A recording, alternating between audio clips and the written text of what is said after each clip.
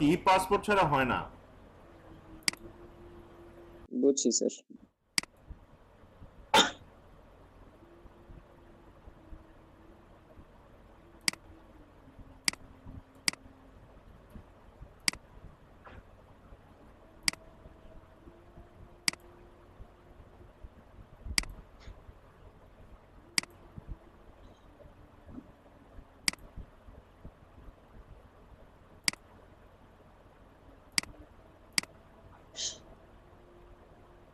আচ্ছা, ওই যে আমরা কাস্টমাইজ পর্যন্ত দেখেছিলাম, কিছু কাস্টমাইজ করেছি। আচ্ছা, হোয়াট এভার।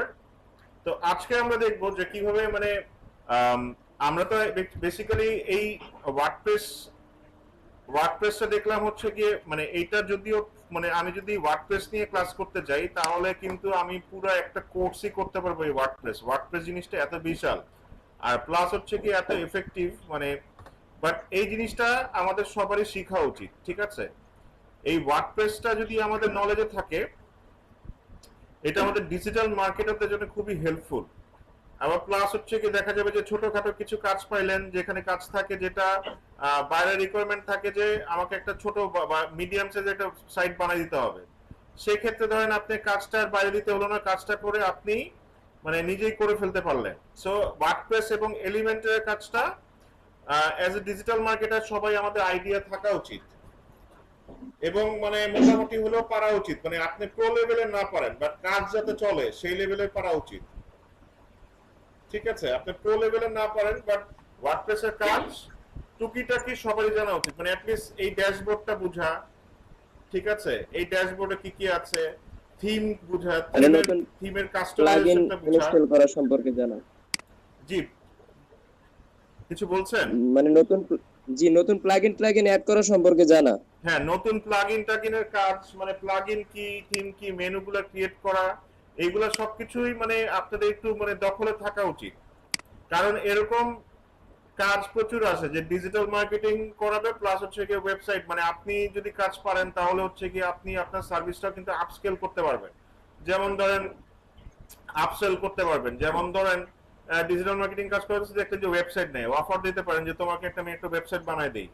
তারপর ওয়েবসাইট বানাই দিলেন, এন্ড ওয়েবসাইট বানাই দিলে তার হবে না, বলবেন যে আমি তোমার সাইটটা এসইও করে দেই, সার্চ ইঞ্জিন দেই, এইভাবে করে কিন্তু কিন্তু আপনি আপসেল করতে পারবেন আপনার সার্ভিসগুলা।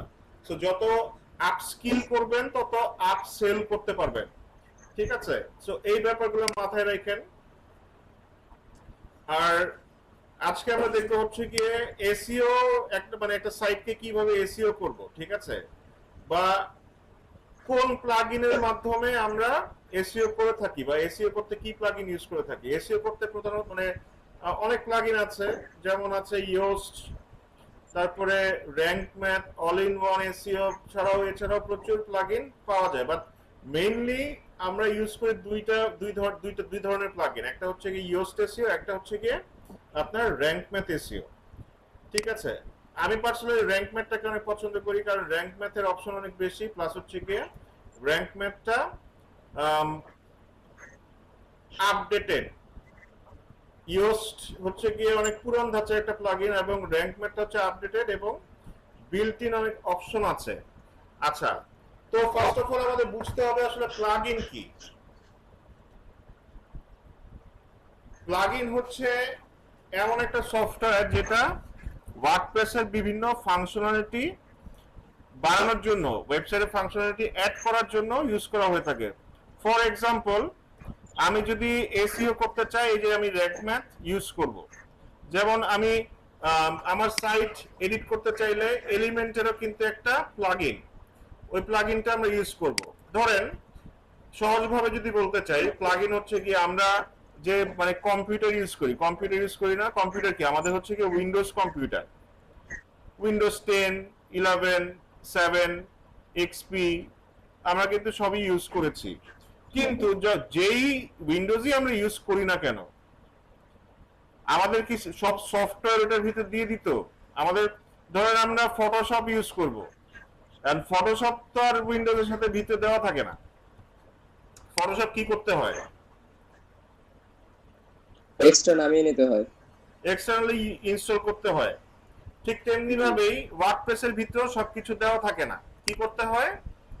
ইনস্টল করতে হয়, বিভিন্ন সফটওয়্যার ইনস্টল করতে হয়, সেগুলাই কি, সেগুলাই হচ্ছে গিয়ে প্লাগইন। সেগুলা কি বলে হচ্ছে ওয়ার্ডপ্রেসের ভাষায় প্লাগইন। তো এই প্লাগইনটা আমরা কোথায় পাবো? এই প্লাগইনটা থাকে হচ্ছে কি আমার ড্যাশবোর্ডে এখানে দেখেন একটা প্লাগইন অপশন, প্লাগইন অপশন এখানে আছে। সো প্লাগইনে এখানে দেখেন তিন ধরনের অপশন আছে, বা প্লাগইন পেজটাই আমি ওপেন করি। কিছু ডিফল্ট প্লাগইন, কিছু ডিফল্ট সফটওয়্যার, যেমন ধরেন বিল্ট ইন সফটওয়্যার যেমন উইন্ডোজের সাথে আছে, কিছু বিল্ট ইন প্লাগইনও আপনার এই ওয়ার্ডপ্রেসের সাথে আসে। ঠিক আছে, থিমের সাথে কিছু প্লাগইন আসে। যেমন আরেকটা ব্যাপার মাথায় রাখবেন, থিমের কাজ মানে থিম কিন্তু আপনার এক একটা থিমের সাথে এক একটা ধরনের প্লাগইন আসে। ওই প্লাগইন গুলো যদি ইনস্টল না করেন ওই পার্টিকুলার থিমটা কাজ করবে না। আর বাইরে থেকে থিম ইনস্টল করার সিস্টেমটা একটু ডিফারেন্ট, এটা তো আমি ভিতর থেকে করেছি, বাইরে থেকে মানে একটু ডিফারেন্ট।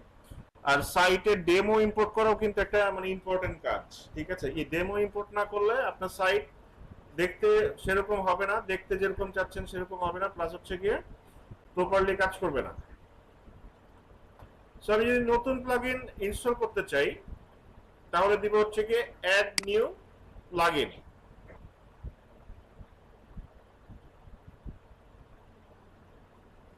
সো এখানে রেখে সার্চ করব হচ্ছে গিয়ে র্যাঙ্ক ম্যাথ। ঠিক আছে, র্যাঙ্ক ম্যাথ লিখে ইন্টারপ্রেস করব। ইন্টারপ্রেস করলে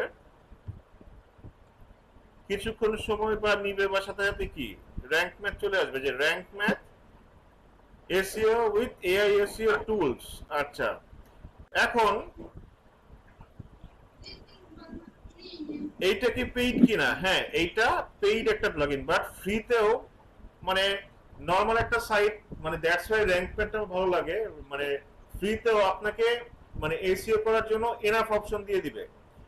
আপনার যদি হিউজ মানে অনেক বড় সাইট হয় সেক্ষেত্রে আপনার কি লাগবে? সেক্ষেত্রে লাগবে হচ্ছে কি আপনার প্রো ভার্সন, র্যাঙ্ক ম্যাথের প্রো ভার্সন। কিন্তু ফ্রি দিয়েও র্যাঙ্ক ম্যাথে মানে চাইলে একটা সাইটকে র্যাঙ্ক করে ফেলা যায়। ঠিক আছে, ইনস্টলে ক্লিক করতে হবে। এই প্লাগইনটা ইনস্টল করতে হলে ইনস্টলে ক্লিক করতে হবে, এবং ইনস্টল হয়ে গেলে এরপরে অ্যাক্টিভেটে ক্লিক করতে হবে। সো এইটা 6392, মানে বুঝতেই পারছি এটা এসইওর জন্য অনেক পপুলার একটা প্লাগইন। আচ্ছা, এখন আমার অ্যাকাউন্টের সাথে কানেক্ট করার প্রয়োজন নাই, এটা দিব স্কিপ নাও। স্কিপ নাও দিলে আমাকে সেটআপ উইজার্ডে নিয়ে যাবে। তো আমরা এখান থেকে কি করব? প্লাগইনটা পুরোপুরি এ টু জেড সেটআপ করব। প্লাগইনটা এ টু জেড সেটআপ করব। এখান থেকে আমি ইজি না, অবশ্যই আমি অ্যাডভান্স মোডটা সিলেক্ট করব। কারণ কি, আমরা হচ্ছে কি অ্যাডভান্স মোডে কাজ করব, যেহেতু শিখতেছি আমাদের অ্যাডভান্স মোডে কাজ করতে মানে কোনো প্রবলেম নাই। আর কাস্টম মোড কি, এটা হচ্ছে প্রো ভার্সন, আপনি চাইলে মানে যে কোনো ভাবে কাস্টমাইজ করে যে কোনো ভাবে কাস্টমাইজ করে আপনি আপনার সাইটটা এসইও করতে পারবেন। সো আমরা যদি প্রো ভার্সন না অ্যাডভান্স মোড সিলেক্ট করে স্টার্ট উইজার্ড দেই,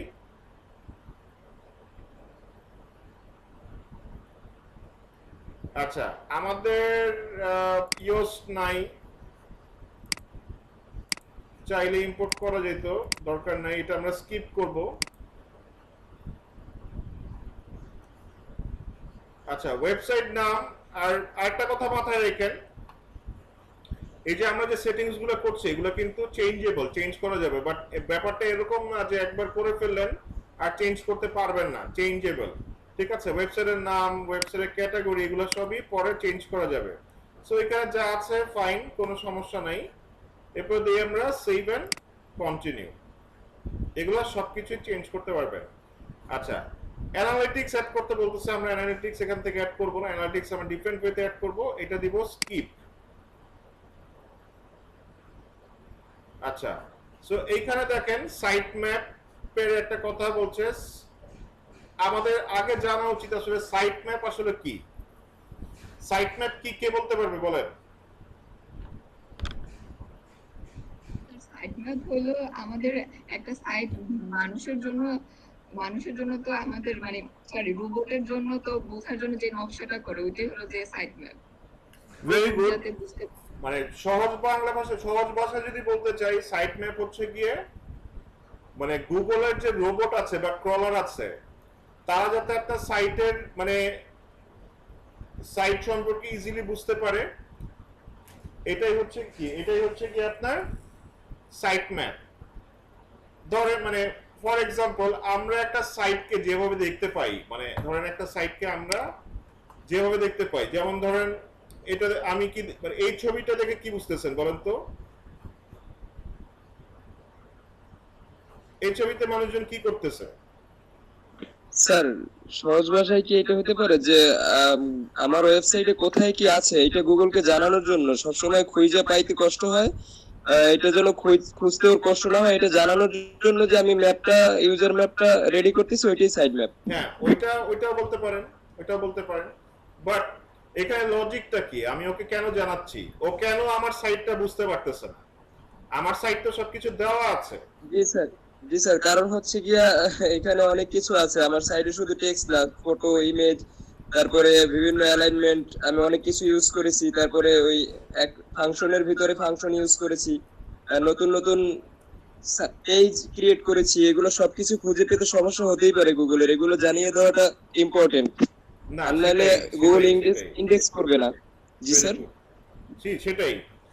সো এই যে ধরেন আমরা একটা ইমেজ বা একটা ওয়েবসাইট যে ওয়েতে দেখি, রোবটরা কিন্তু আপনার সেম ওয়েতে কি করে না, দেখে না। তো তারা যাতে ঠিকঠাক মতো বুঝতে পারে, মানে মোট কথা হচ্ছে কি এসইও তে আপনি একটা সাইট গুগলের বা সার্চ ইঞ্জিনের জন্য বোঝার জন্য যত ইজি করে দিবেন তত আপনার জন্য সুবিধা, মানে তত হচ্ছে কি আপনার রোবটের জন্য সুবিধা, এবং তার কষ্ট যত কমিয়ে দিবেন সেও আপনার র্যাঙ্ক করার কষ্ট ততটাই কমিয়ে দিবে। সো ধরেন একটা এসইওতে একটা কথা মনে রাখবেন, মানে এসইওতে কথা মনে রাখবেন যে সবকিছু ফার্স্ট অফ অল একবারে করা সম্ভব না। আপনি যদি বড় একটা কেক একবারে খেতে চান, আপনি গিলতে পারবেন না। সো কি করতে হবে? কেকটাকে পিস পিস করে কাটতে হবে, কেটে কেটে খেতে হবে বা ডিস্ট্রিবিউট করতে হবে। সো এইভাবে আপনার যত হচ্ছে কি আপনি নিজের জন্য ইজি করবেন, গাছ গুছিয়ে করবেন, যে একটার পর একটা স্টেপ বাই স্টেপ, প্লাস হচ্ছে কি সার্চিং এর জন্য ইজি করবেন, তাতে কি হবে মানে এটা এটা সবার জন্যই কি হবে, ইজি হবে। যতটা ইজি করবেন ততটাই হচ্ছে গিয়ে সে র্যাঙ্ক করতে হচ্ছে গিয়ে আপনাকে ইজি করে দিবে। সে ইজি করবেন দুইটা ওয়েতে, মানে একটা হচ্ছে গিয়ে দুইটা ওয়েতে। একটা হচ্ছে ইউজারদের জন্য ইজি করা, আপনার সাইটে যেসব ভিজিটর আসবে তাদের জন্য সবকিছু ইজি করা, হাতের নাগালে রাখা। এরপরে আরেকটা ইজি হচ্ছে গিয়ে সার্চ ইঞ্জিন ইজি করা। এখন গুগল যে লাস্ট কোর আপডেটটা এনেছে, কোর আপডেটে তারা বলেছে যে এটাতে তারা কি এনেছে, হেল্পফুল কন্টেন্ট আপডেট। সো তারা সব সময় আগেও বলেছে, এখনো আবার আপডেটে বলছে যে ইউজার ফার্স্ট, আমাদের জন্য মানে সার্চ ইঞ্জিনের জন্য কন্টেন্ট ক্রিয়েশন করার প্রয়োজন নাই, তোমরা ইউজারদের জন্য কন্টেন্ট ক্রিয়েশন করো, তোমাদের কন্টেন্টগুলো আপনা আপনি র্যাঙ্কে আসবে। ইউজাররা স্যাটিসফাইড মানে হচ্ছে কি আমরা স্যাটিসফাইড। এই কথাটা গুগল বারবারই বলছে, এবং আগেও বলেছে এবং এখনো বলছে, ভবিষ্যতে তাই বলবে, মানে ইউজার ফার্স্ট। তো সাইট ম্যাপ হোপফুলি আমরা সবাই বুঝতে পেরেছি কেন ক্রিয়েট করব। সো সাইট ম্যাপে কি কি ইনক্লুড করব, যে ইমেজগুলো ইনক্লুড করব কিনা, পাবলিক পোস্ট এগুলো ইনক্লুড করব কিনা, তারপর হচ্ছে ট্যাক্সোনমিজ, ক্যাটাগরিজ গুলা এগুলা আমরা ইনক্লুড করব কিনা, এগুলো আমরা সিলেক্ট এখান থেকে করে দিব। ঠিক আছে? সো এরপরে সেভ এন্ড কন্টিনিউ দেই, যা যা আমরা ইনক্লুড করব সব মার্ক করে আমরা সেভ এন্ড। স্যার, হ্যাঁ হ্যাঁ বলেন।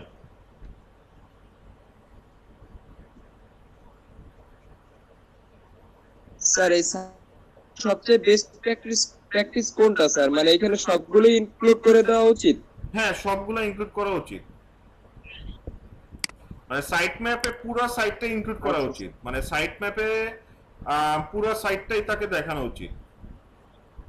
এখানে কোনো কিছু হিডেন রাখা, হ্যাঁ মানে রোবট টিএক্সটি ফাইল যেটা ওইটা নিয়ে পরে আলোচনা করব, রোবট টিএক্সটি ফাইল কিভাবে ক্রিয়েট করবেন, বা ওই রোবট টিএক্সটি ফাইলে হচ্ছে কি অনেক কিছু আপনি অ্যাড রিমুভ করবেন বা ব্লক করবেন, বা যেগুলো দেখাতে চাচ্ছেন না সেখানে কনফিগারেশন করবেন। কিন্তু সাইট ম্যাপে আমার সবই দেওয়া উচিত, সাইট ম্যাপে ও কোনো আচ্ছা, কিছু জি জি, বাকি বুঝছি রাখা বুঝছি। উচিত না।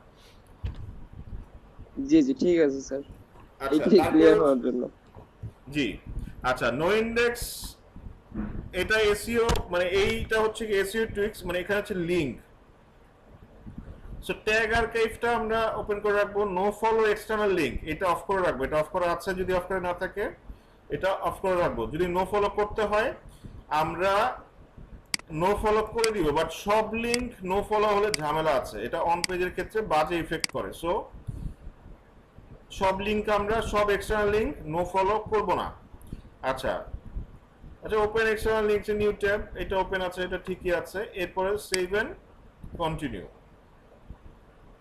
স্যার কথা বুঝতে পারতেছি না, খুব কেটে কেটে আসতেছে। এটা কি আমার এখানে হচ্ছে নাকি আচ্ছা, সবার সবাই এখানে? শুনতে পাচ্ছেন?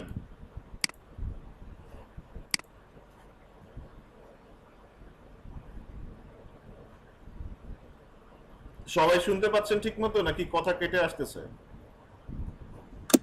আর কথা বোঝা যাচ্ছে না।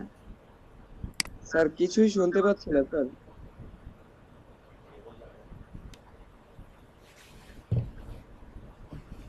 একটু হোল্ড করেন, আমি তাহলে কেবলটা লাগাই দিচ্ছি।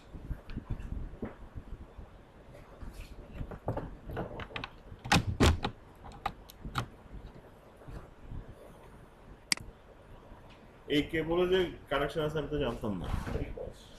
না, কত প্রবলেম হচ্ছে। না পায়, কিন্তু অনেক স্লো, যে কাটে, কথা কাটে। কেবলের কানেকশন ও আগে ছিল না, তাহলে এখন দিচ্ছে। কিন্তু কেবলও তো কানেকশন দেখতেছি না। আমার আসছে, কিন্তু লস্ট ইউর নেটওয়ার্ক কানেকশন দেখাচ্ছে।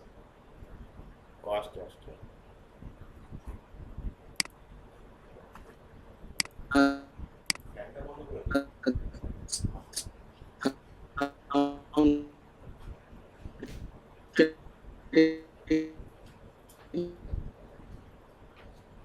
হারুল ভাই, আপনার কথা শোনা যাচ্ছে না। আচ্ছা, এখন শুনতে পাচ্ছেন? এখন শুনতে পাচ্ছেন?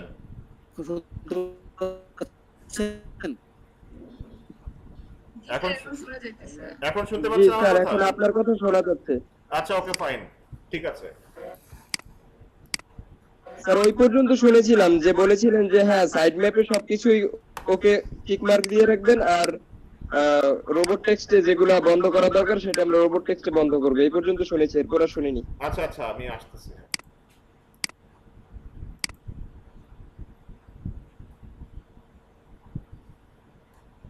আচ্ছা, তো আমাদের মোটামুটি অপটিমাইজ আছে। ব্যাকে যাই।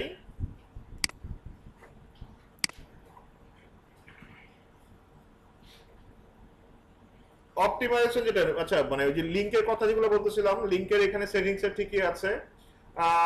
লিংকটা empty category and tag archives, এইটা নো ইন্ডেক্স, এটা ঠিক আছে, অন থাকবে এটা।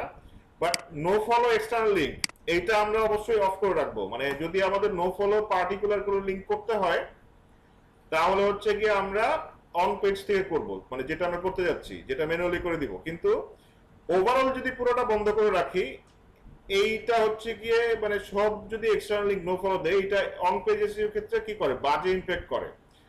এর জন্য হচ্ছে কি আমরা নো ফলো ট্যাগ, মানে নো ফলো এক্সটার্নাল লিংকস, এটা বন্ধ করে রাখবো, ঠিক আছে। তারপরে ওপেন এক্সটার্নাল লিংকস এর নিউ ট্যাব উইন্ডো, এইটা ঠিকই আছে, এটা অন করে থাকুক, সমস্যা নাই। এরপর দিয়েছে সেভ এন্ড কন্টিনিউ। আমাদের সেটআপটা মোটামুটি হয়ে গেছে, রেডি হয়েছে, ঠিক আছে। সো অ্যাডভান্স অপশন আমরা যেতে পারি, অথবা return to dashboard. So advance অপশনে যাই। আচ্ছা, এনাবল অটো আপডেটটা এনাবল করে দিলাম। অ্যাডভান্স অপশনে দেখি কি কি আছে আরো। রোল ম্যানেজার চাইলে হচ্ছে কি, যেরকম আমরা যেমন ফেসবুকের বিজনেস ম্যানেজারে বিভিন্ন লেভেলের অ্যাক্সেস দিতে পারি, যেমন অ্যাডমিনিস্ট্রেটর, এডিটর, তারপর কি অথর, কন্ট্রিবিউটর, সাবস্ক্রাইবার, মানে অনেক লেভেলে কি করা যায়, র্যাঙ্ক ম্যাথে আপনার অ্যাক্সেস দেওয়া যায়। চাইলে আপনি অ্যাডমিনিস্ট্রেটরকে কি লেভেলে অ্যাক্সেস দিবেন, এডিটরকে কি লেভেলে অ্যাক্সেস দিবেন, এগুলা চাইলে দিয়ে দিতে পারেন। এটা কিন্তু অনলি র্যাঙ্ক ম্যাথের অ্যাক্সেস, ঠিক আছে? সো যেটা আছে সেটা চাইলে আপনি পরে আপডেট করতে পারবেন। আপনি আমি সেভ এন্ড কন্টিনিউ দেই। এরপর আরেকটা ইম্পর্টেন্ট জিনিস হচ্ছে 404 মনিটর।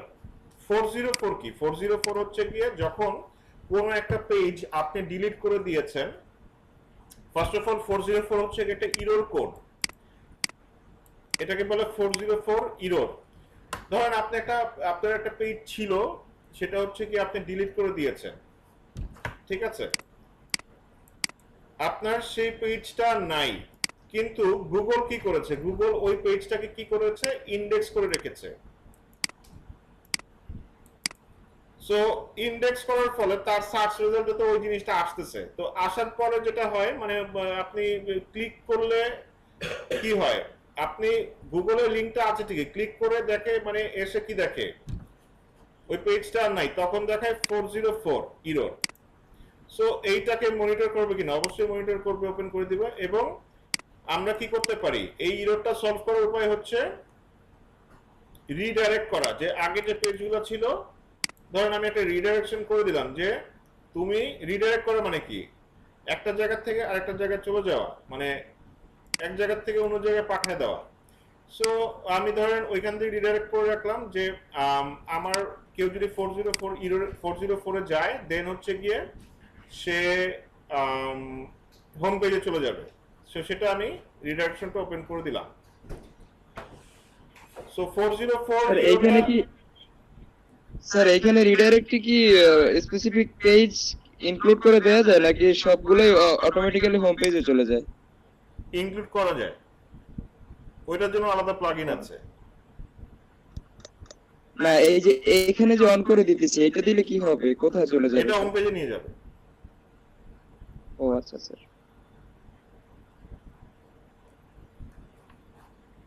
আর স্পেসিফিক পেজে দেওয়া যায় চাইলে। আচ্ছা, এরপরে স্কিমা জি, সেটা মার্কআপ। তো হচ্ছে এই স্কিমাটা কি, সেটা কি আমরা জানি? What is schema? স্কিমা এটাকে বলা হচ্ছে জি স্যার, জানি। Structured language. এই স্কিমা হচ্ছে গিয়ে মানে এসইওর জন্য একটা স্পেশাল স্ট্রাকচারড ল্যাঙ্গুয়েজ, যেটা ইউজ করলে সার্চ ইঞ্জিনের আপনার সাইটটা পড়তে আরো সুবিধা হয়, ঠিক আছে? যেমন যদি ধরেন স্কিমা থাকার সুবিধাগুলো কি কি দেখেন।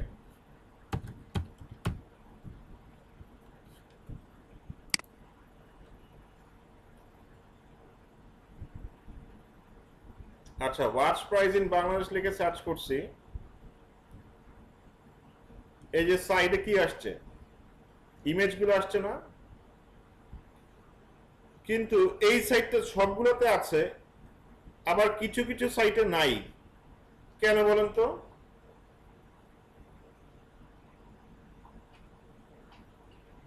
এই সাইডে ইমেজগুলো দেখতে ভালো লাগে না?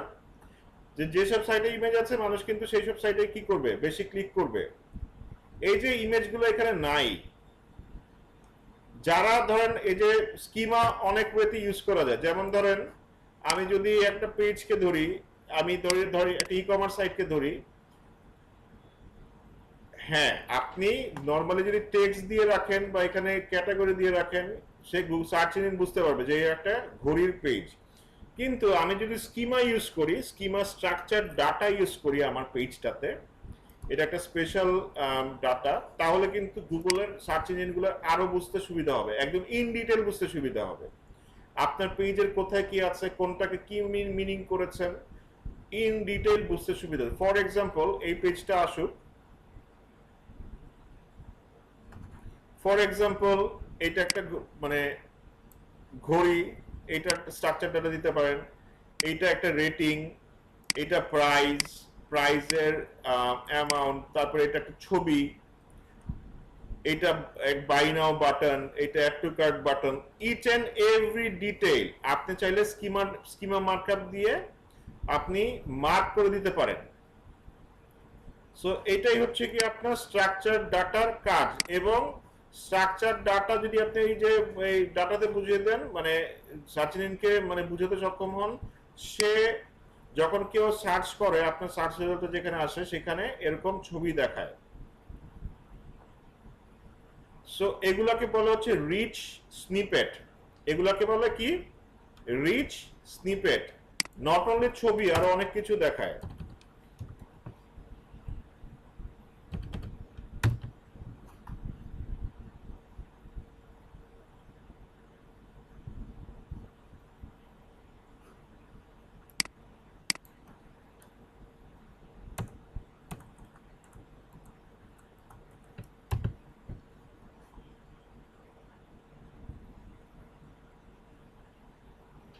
এই যে দেখেন, এখানে কি রিভিউ রেটিং দেখাচ্ছে?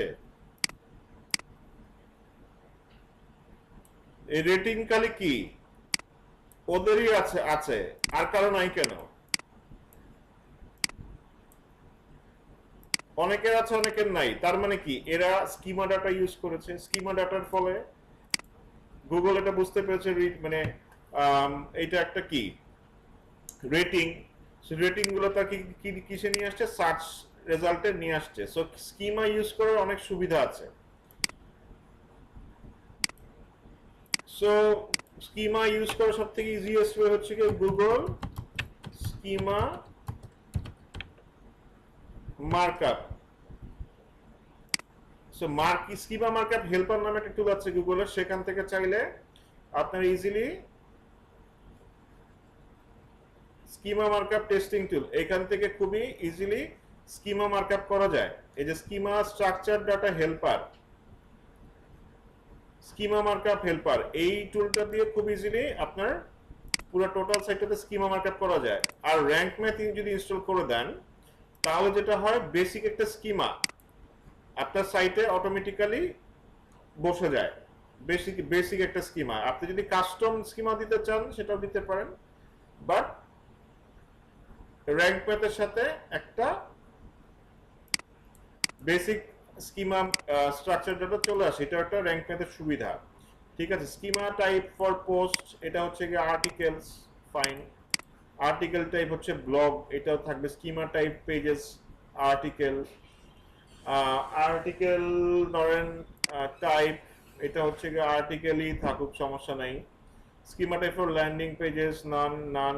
এটাও লাস্টের এলিমেন্টের হেডার ফুটার বিল্ডার, এটাও নান। চাইলেও আপনারা এখান থেকে বিভিন্ন ক্যাটাগরি আছে সেগুলো সিলেক্ট করে দিতে পারেন, না করলেও কোনো সমস্যা নেই। সেভ এন্ড কন্টিনিউ দিই।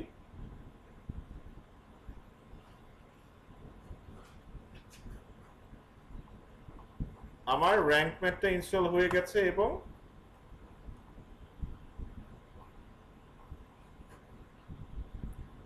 এখান থেকে চাইলে কিন্তু আমি আরো মানে ওই যে সেটিং গুলো আমি মানে সেটিং গুলা করে এসছি, সেগুলো কিন্তু চাইলে আমি আবারও চেঞ্জ করতে পারবো।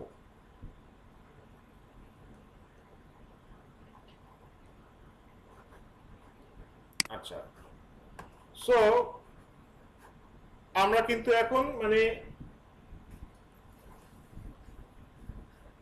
আমাদের এসইওর কাজ তো ধরেন এসইএম যখন থেকে কিওয়ার্ড রিসার্চ করি তখন থেকে শুরু হয়ে গেছে, কিন্তু এখন থেকে চাইলে আমরা কি করতে পারবো? অন পেজ এসইও করতে পারবো। অন পেজ এসইও কি মানে আমরা কিন্তু দেখেছিলাম যে এসইও কয় প্রকার। এসইও হচ্ছে মানে বেসিক্যালি মানে 3 প্রকার: অন পেজ, অফ পেজ এবং টেকনিক্যাল। একটা সাইটের এসইও হচ্ছে কি 3 ভাবে করতে হয়, মানে 3 ভাবেই করতে হয়: অন পেজ, অফ পেজ আর টেকনিক্যাল এসইও। এখন অন পেজ এসইওটা কি? অন পেজ হচ্ছে কি আমাদের সাইটের ভিতরে একটা সাইটকে র‍্যাঙ্ক করানোর জন্য যা যা করতে হয়, মানে আমাদের ওয়েবসাইটের ভিতরে যা যা করতে হয় সেটাই হচ্ছে অন পেজ এসইও। এখন অন পেজ এসইও বলতে আমরা কি বুঝি? মানে এইটা কি খালি আপনার এই খালি ব্লগ পোস্ট গুলোকে এসইও করলেই হয়, নাকি আপনার হোম পেজ এসইও করতে হয়, অ্যাবাউট পেজ এসইও করতে হয়, কি এসইও করতে হয়? মানে এখানে আপনার আইডিয়া কি বলে বলেন তো? মানে আসলে কি এসইও করব? মানে এটার আসলে মানে হোম পেজ এসইও করব, নাকি ব্লগ খালি আমরা আর্টিকেল লিখবো, কি লিখবো বা কি করব এসইওর ক্ষেত্রে? আপনার আইডিয়া কি বলে এখানে? স্যার অন পেজ বলতে হয়তো বা আমাদের হোম পেজ হোক আর পোস্ট হোক বা যে কোনো একটা পেজ, স্পেসিফিক পেজ যেটাই হোক, ওইটার ভিতরে আমাদের যে কাজগুলো কন্টেন্ট থেকে শুরু করে তারপরে হচ্ছে গিয়ে ইন্টারনাল লিঙ্ক, এক্সটার্নাল লিঙ্ক, তারপরে এটার ভিতরে কন্টেন্টটার রিডেবিলিটি কেমন থাকবে, তারপরে কতটুকু বসবে, তারপরে আমাদের ফোকাস কিওয়ার্ড কত জায়গায় বসবে, এই সম্পূর্ণ কাজটাকেই অন পেজ কাজ বলা হয়। তারপরে ইমেজ, অল্টার টেক্সট, এই সব কিছু অপটিমাইজ করা আর কি। Very good. সো এই মানে মোট কথা হচ্ছে কি একদম top to bottom, top to bottom, এটা নট অনলি যে আমরা খালি একটা পেজ ধরে এসইও করবো বা খালি ব্লগ এসইও করবো, আর্টিকেল লিখলাম, পোস্ট করলাম, এসইও হয়ে গেল, ব্যাপারটা তা না। আমার একটা সাইটের ওভারঅল একদম টপ টু বটম এই যে ব্যাপারগুলা, যে আমার টাইটেল, ডেসক্রিপশন, ছবি থেকে শুরু করে একটা পেজে যা থাকে সেগুলোকে অপটিমাইজেশন করাটাই হচ্ছে কি অন পেজ এসইও। আচ্ছা, ফর এক্সাম্পল আমরা যদি বিক্রয়.com এ যাই, সো তাদের সাইটটা একটু দেখি, মানে এইসব বড় সাইট দেখলে অনেক আইডিয়াস পাওয়া যায় যে আসলে তারা কি করছে, মানে কি করে তারা পেজগুলো অপটিমাইজ করছে। আচ্ছা, এখানে আমরা কি দেখতে পাচ্ছি, ভেরি সিম্পল একটা হোম পেজ। এটা হচ্ছে বিক্রয়.com এর হোম পেজ, ভেরি সিম্পল। কিছু ক্যাটাগরিজ আছে, ক্যাটাগরিজের ভিতরে কতগুলো করে অ্যাড আছে সেটা দেওয়া আছে, একটা ব্যানার অ্যাড আছে এখানে, আর নিচে কিছু টেক্সট আছে। আচ্ছা, সাপোজ ধরেন বিক্রয়.com এর যদি আপনারা ওনার হতেন, বিক্রয়.com এর যদি আপনারা ওনার হতেন, এই সাইটটাকে কি কিওয়ার্ডে, মানে কোন কিওয়ার্ডে আপনারা মানে দেখতে চাইতেন ফার্স্ট অফ অল? মানে ধরেন আপনি আমাকে কাজ দিবেন যে ভাইয়া বিক্রয়.com আমার এইটাকে র্যাঙ্ক করে দেন, আমি এই কিওয়ার্ডে আমার হোম পেজটা দেখতে চাই বা আমার টোটাল সাইটটা যাতে র্যাঙ্কে আসে। তো ফার্স্ট অফ অল আপনাদের টার্গেট কি থাকবে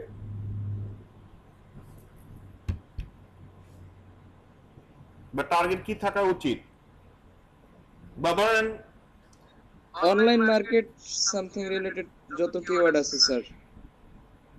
অনলাইন মার্কেট রিলেটেড আর কেউ বলবেন? বা এটা আসলে কি, মানে আমার ফার্স্ট অফ অল এসইও করতে গেলে বুঝতে হবে যে আমার সাইটটা কি সম্পর্কে, মানে আমার সাইটের টাইপটা বুঝতে হবে, আমার প্রোডাক্ট বুঝতে হবে। আদারওয়াইজ আমরা কিন্তু এসইও করতে পারবো না। আমাদের প্রোডাক্টটা বুঝতে হবে যে what is our product basically, বা এই সাইটটা আসলে কি, এই সাইটটা কি, বিক্রয়.com কি। বাইসেল গ্রুপ একটা।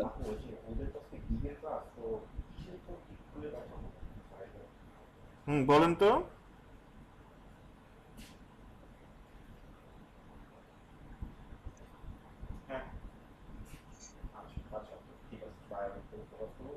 স্যার বিক্রয়.com এটা কি শুধু কেনার না, হয়তো এটা বিক্রিও করে মানুষ পুরনো জিনিসপত্র, এরকম কিছু হলে না, তো। এখানে আমাদের বিজনেস মডেল গুলো বোঝা উচিত। মানে আমাদের বিজনেস মডেল কয়টা? B2B, B2C, C2C। B2B মানে কি? Business to business. মানে ধরেন একটা বিজনেসকে আরেকটা বিজনেস সেল, মানে প্রোডাক্ট সেল করতেছে। তারপর B2C কি? Business to customer. যেমন প্রাণ আরএফএল কি করে, মানে একটা বিজনেস, তারা হচ্ছে বিভিন্ন প্রোডাক্ট বানায়, ওইটা হচ্ছে কি করে তাদের কাস্টমারের কাছে সেল করে, এটা হচ্ছে B2C। C2C কি? এই যে পুরান জিনিসপত্র সেল করতেছে, ধরেন একটা কাস্টমার এখানে অ্যাড পোস্ট করতেছে, তারপরে কি সেকেন্ড হ্যান্ড জিনিসটা আরেকজন কিনছে, এটা হচ্ছে C2C। সো বিক্রয়.com কিন্তু মানে প্রত্যেকটা জিনিসই আছে এখানে, B2Bও আছে, B2Cও আছে, C2Cও আছে। সো এইটাকে আমরা কি বলতে পারি? এটা বেসিক্যালি কি? স্যার এটা একটু করতে হবে, মার্কেট রিসার্চ করে তারপরে বলতে পারবো। আচ্ছা, এইটা বলতে পারেন যে এটা একটা মার্কেট প্লেস। এইটা একটা কি, এই টাইপের সাইটগুলো হচ্ছে কি একটা মার্কেট প্লেস। যেমন দারাজ.com কি মার্কেট প্লেস? জি স্যার। কখনো না। দারাজ.com না, দারাজ.com তো একটা শপ স্যার। দারাজ.com একটা ই কমার্স। জি স্যার। ই কমার্স আর মার্কেট প্লেসের মধ্যে তফাৎ আছে। ই কমার্স এবং মার্কেট প্লেসের মধ্যে কিছু সিমিলারিটিস থাকলেও কিছু তফাৎও আছে। মানে ওভারঅল এটা মাথায় রাখেন যে এসইও করার ক্ষেত্রে এই জিনিসগুলো বোঝা খুবই ইম্পর্টেন্ট। আমি আসলে কি, ঠিক আছে, আমি আসলে কি, আমি কোন কোন কোন টার্মে কিওয়ার্ড রিসার্চ করার আগে এইগুলো আমার চিন্তা করতে হবে, বা কি আমার অ্যানালাইসিস করার আগে এগুলো মাথায় আসা উচিত যে আসলে আমি যেটা র্যাঙ্ক করতে চাই, মানে কোন কোন ক্যাটাগরি, মানে এটা আমার ক্যাটাগরিটা কি। আমি কোন ক্যাটাগরিতে র্যাঙ্ক করতে চাই এইটা বোঝাটা, বা আমার প্রোডাক্টটা আসলে কাদের জন্য বা কারা কিনবে বা কারা আমার সার্ভিসটা নিবে, কাদের সামনে আমার আসা উচিত, এই জিনিসগুলো আমার মাইন্ড ম্যাপিংটা করে ফেলতে হবে। দেন হচ্ছে গিয়ে কি আমি ইজিলি অ্যানালাইসিস করতে পারবো। কিন্তু আমি যদি নাই জানি যে আসলে কি মানে আমার সাইটটা কি, কোথা থেকে আসছে, মানে এটা মানে কারা কিনবে বা কারা সার্ভিসটা নিবে, এটা যদি আমরা না বুঝি তাহলে আমরা মানে কিওয়ার্ড রিসার্চ আর অন্য ওয়ান পেজ অফ পেজ সেগুলোতে পড়ে। একদম বেসিকটাই হচ্ছে গিয়ে আমার সাইটটা কি। তো এটা কি বললাম, বিক্রয়.কম হচ্ছে কি একটা মার্কেট প্লেস। যদি আমাকে কাজ দেন তাহলে সবার ফার্স্টে কি রিকোয়ারমেন্ট দিবেন বলেন? কাজ দেওয়ার আগে মানে কাজ নেওয়ার আগে কাজ দেওয়া মানে মানে এটা বোঝাটা মানে বায়ারের রিকোয়ারমেন্ট বোঝাটা ইম্পর্টেন্ট, যে আসলে সে কি চায়। স্যার এটার জন্য ফার্স্ট যে কিওয়ার্ড সিলেক্ট করব এটা বাই সেল বাংলাদেশ, বিক্রয় বাংলাদেশ, অনলাইন মার্কেটপ্লেস বাংলাদেশ, মানে রিসার্চ করে বের করছি মাত্র আর কি। ও, রিসার্চ করে বের করে ফেলছেন, আচ্ছা। সো এইটা এগুলা কি ঠিক আছে? হ্যাঁ, আপনি ক্লোজ ইনাফ কাছাকাছি গিয়েছেন। বাট আপনার যদি একটা মার্কেট প্লেস করেন তাহলে সেটা আপনি কি বলবেন, মানে বা প্রচারের সাথে কি বলবেন? বলবেন যে বেস্ট বেস্ট বা কি লার্জেস্ট মার্কেট প্লেস। তো সেটার এত কথা এখানে কেন বললাম দেখেন, এইটা বুঝাতেই হচ্ছে কি এই যে এই পেজটা যাতে লার্জেস্ট মার্কেট প্লেস বা র্যাঙ্কে আনার জন্য তারা কি করেছে, এই যে দেখেন এইখানে তারা একটা এই যে আর্টিকেল প্লেসমেন্ট করেছে বা কন্টেন্ট প্লেসমেন্ট করেছে, যেটা টাইটেল কি, অ্যাবাউট বিক্রয় the largest market place in Bangladesh. G sir, এইটাই হচ্ছে তাদের মেইন ফোকাস কিওয়ার্ডটা এখানে ইনক্লুড এই যে করছে। একদম তাদের মেইন ফোকাস কিওয়ার্ডটাই এটাই হচ্ছে। দ্যাটস ওয়াই আমি বললাম যে আসলে মানে আমার আসলে এটা কি এবং ওটা কোন কিসে র্যাঙ্ক করতে চাই সেটা আমার বুঝতে হবে। এবং আমার home page, about page, contact, আমার যত পেজই থাকুক না কেন সেগুলা কিভাবে অপটিমাইজ করবো। এই যে দেখেন হোম পেজের অন পেজ এসইও তারা এইভাবে করেছে। সো আমি যদি ধরেন গুগলও লিখে সার্চ করি যে largest market place in Bangladesh, লিখে কি আসে? বিক্রয়। বিক্রয় এই বিক্রয় আসে। বিক্রয়টা তাদের কারণ কি? specific কারণ keywords, তারা ওই না? কিওয়ার্ডটা দিয়ে এখানে অন পেজ এসইও করে রেখেছে। হ্যাঁ, অফ পেজ এসইও অবশ্যই তারা করেছে, বাট অন পেজ এসইও থেকে এই যে এটা আসছে, ঠিক আছে। জি আর স্যার। এসইও হচ্ছে গিয়ে একটা আরেকটার সাথে পরিপূরক। যেমন ধরেন আমি যদি ভেহিকেল সেগমেন্টে যাই, মোবাইল সেগমেন্টে যাই, প্রত্যেকটা পেজই এরকম করে অপটিমাইজ করা আছে। প্রত্যেকটা পেজ যদি এই সাইটে 1 কোটি পেজ থাকে, 1 কোটি পেজই আপনার অপটিমাইজ করা আছে। এখন 1 কোটি পেজ কিভাবে অপটিমাইজ করে সেটা হচ্ছে কি অন্য ব্যাপার, ওইটা অন্য টেকনিক আছে। বাট যত পেজই থাকুক না কেন সব পেজগুলাই অপটিমাইজ। যেমন কি এটার পেজের কিছু আপনার মানে একটা পেজকে আমি 3 ভাগে ভাগ করতে পারি। সেটা হচ্ছে কি বলেছিলাম, হেডার, বডি আর ফুটার। গুগল আপনার বা গুগল বা সার্চ ইঞ্জিন গুলো আপনার এই টেক্সট মানে এই পুরো পেজটাকে 3 ভাগে ভাগ করে দেখে। হেডারে কি থাকে? হেডারে থাকে হচ্ছে কি আপনার মেনুস, বডিতে থাকে হচ্ছে কি আপনার মেইন কন্টেন্টটা এবং অ্যাডসও থাকতে পারে। আর ফুটারে কি থাকে? কিছু মানে অপশন থাকে, মেনুস থাকে আপনার লাইক মানে যা যা থাকার প্রয়োজন সেটাই থাকে। এখন এইখানে ফার্স্ট অফ অল অন পেজের ক্ষেত্রে আমাদের খেয়াল রাখতে হবে আমাদের ইউজারের এক্সপিরিয়েন্স যাতে ঠিক থাকে। এইটা যে পেজ যে কোনো পেজই হোক না কেন, মানে এইগুলো অন পেজ র্যাঙ্ক মেট দিয়ে আমি করে দেখাই দিতে পারি, আপনাদের কোনো সমস্যা নেই। কিন্তু এই ব্যাপারগুলো আমরা বেসিক্যালি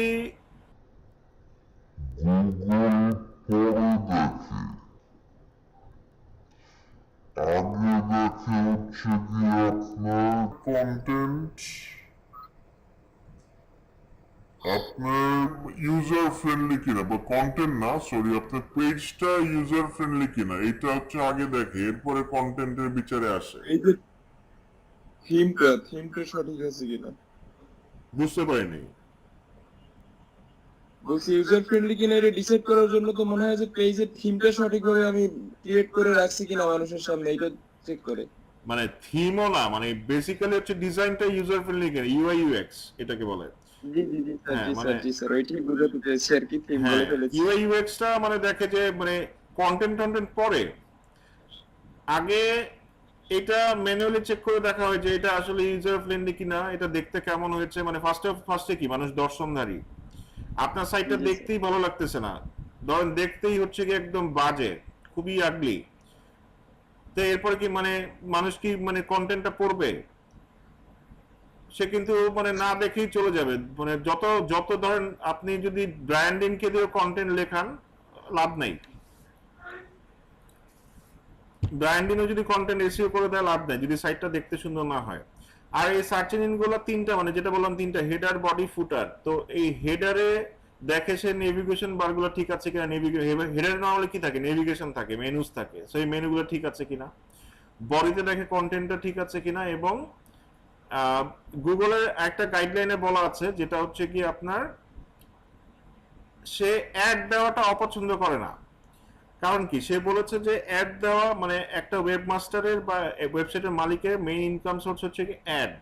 সে অ্যাড দেওয়াটা অপছন্দ করে না, বাট টু মাচ অ্যাড দেওয়াটা অপছন্দ করে। টু মাচ অ্যাড দেওয়া মানে হচ্ছে গিয়ে মানে তারপরে আর প্লাস হচ্ছে মেইন কন্টেন্ট ব্লক করতে পারে বা ইউজারের অসুবিধা সৃষ্টি করতে পারে, এরকম টু মাচ অ্যাড দেওয়া। মানে আপনি যদি খালি মানে টাকাই কামাতে চান কিন্তু ইউজার এক্সপিরিয়েন্সটা আপনার মাথায় রাখলেন না, সেটা সে খুবই খুবই অপছন্দ করে, সেগুলো একদমই সে পছন্দ করে না।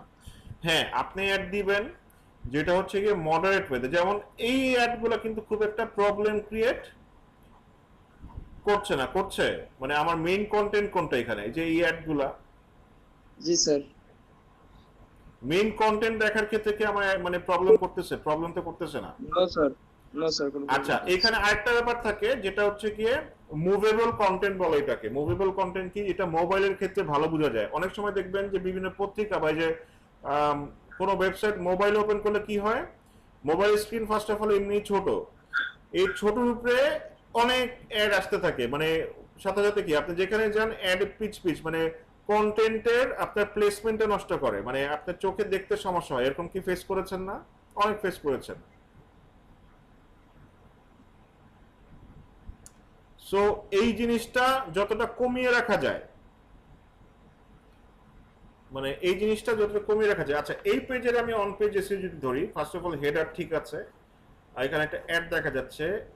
এখানে দেখেন কি ট্যাগ ইউজ করেছে, ভেহিকেল। এই পেজটা যেহেতু কি, ফার্স্ট অফ অল আপনার অন পেজ শুরু হয় হচ্ছে কি আপনার লিঙ্ক থেকে।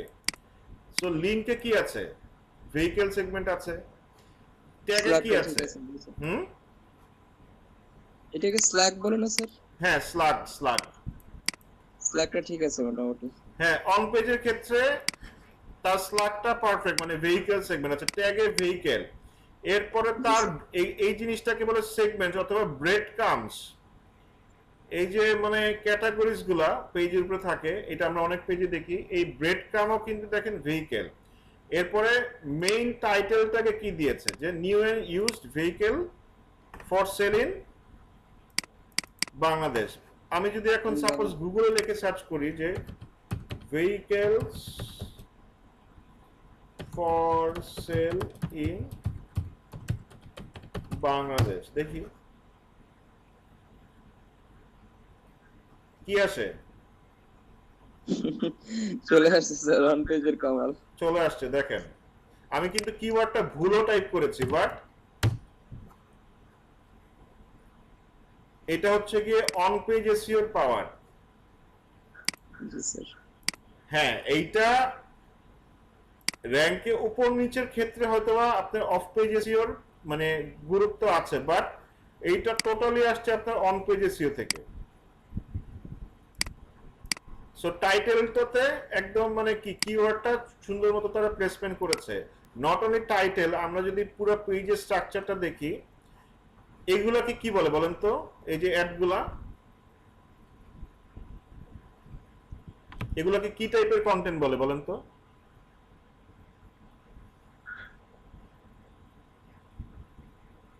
এই অ্যাডগুলা কারা দিচ্ছে?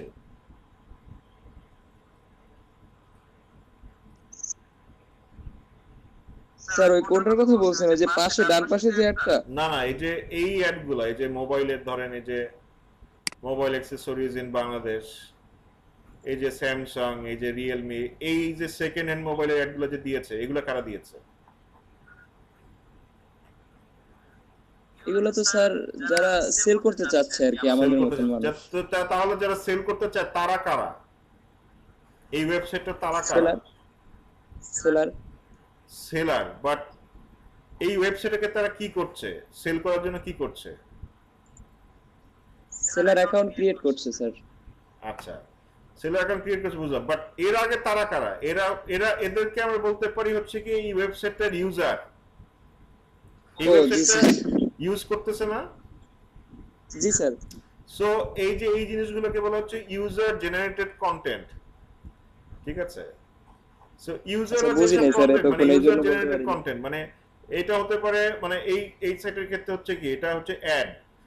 তারপরে অনেক ক্ষেত্রে দেখবেন যে ব্লগে কমেন্ট করে, এগুলো হচ্ছে ওইগুলো কিন্তু ইউজার জেনারেটেড কন্টেন্ট। ফেসবুকের পেজে গিয়ে কমেন্ট করতেছে, ওগুলোকে ইউজার জেনারেটেড কন্টেন্ট।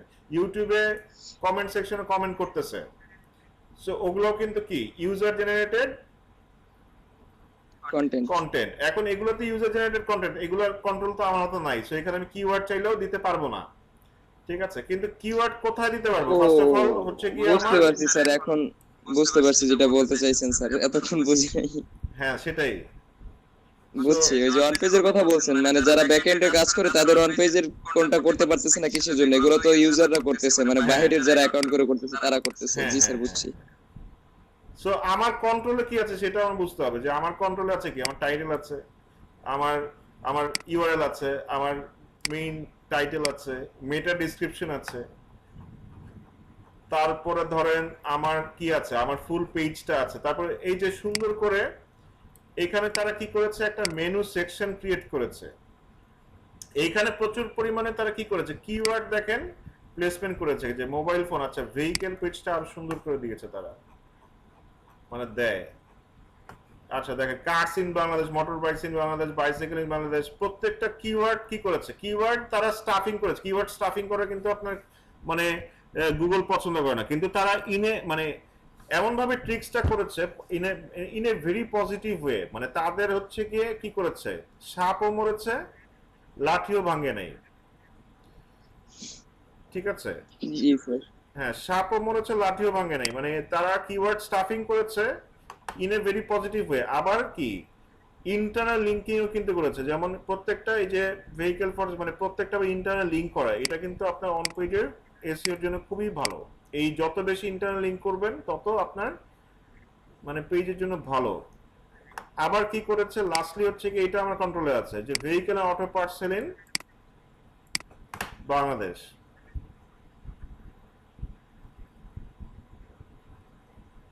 টপে আসে। জি স্যার।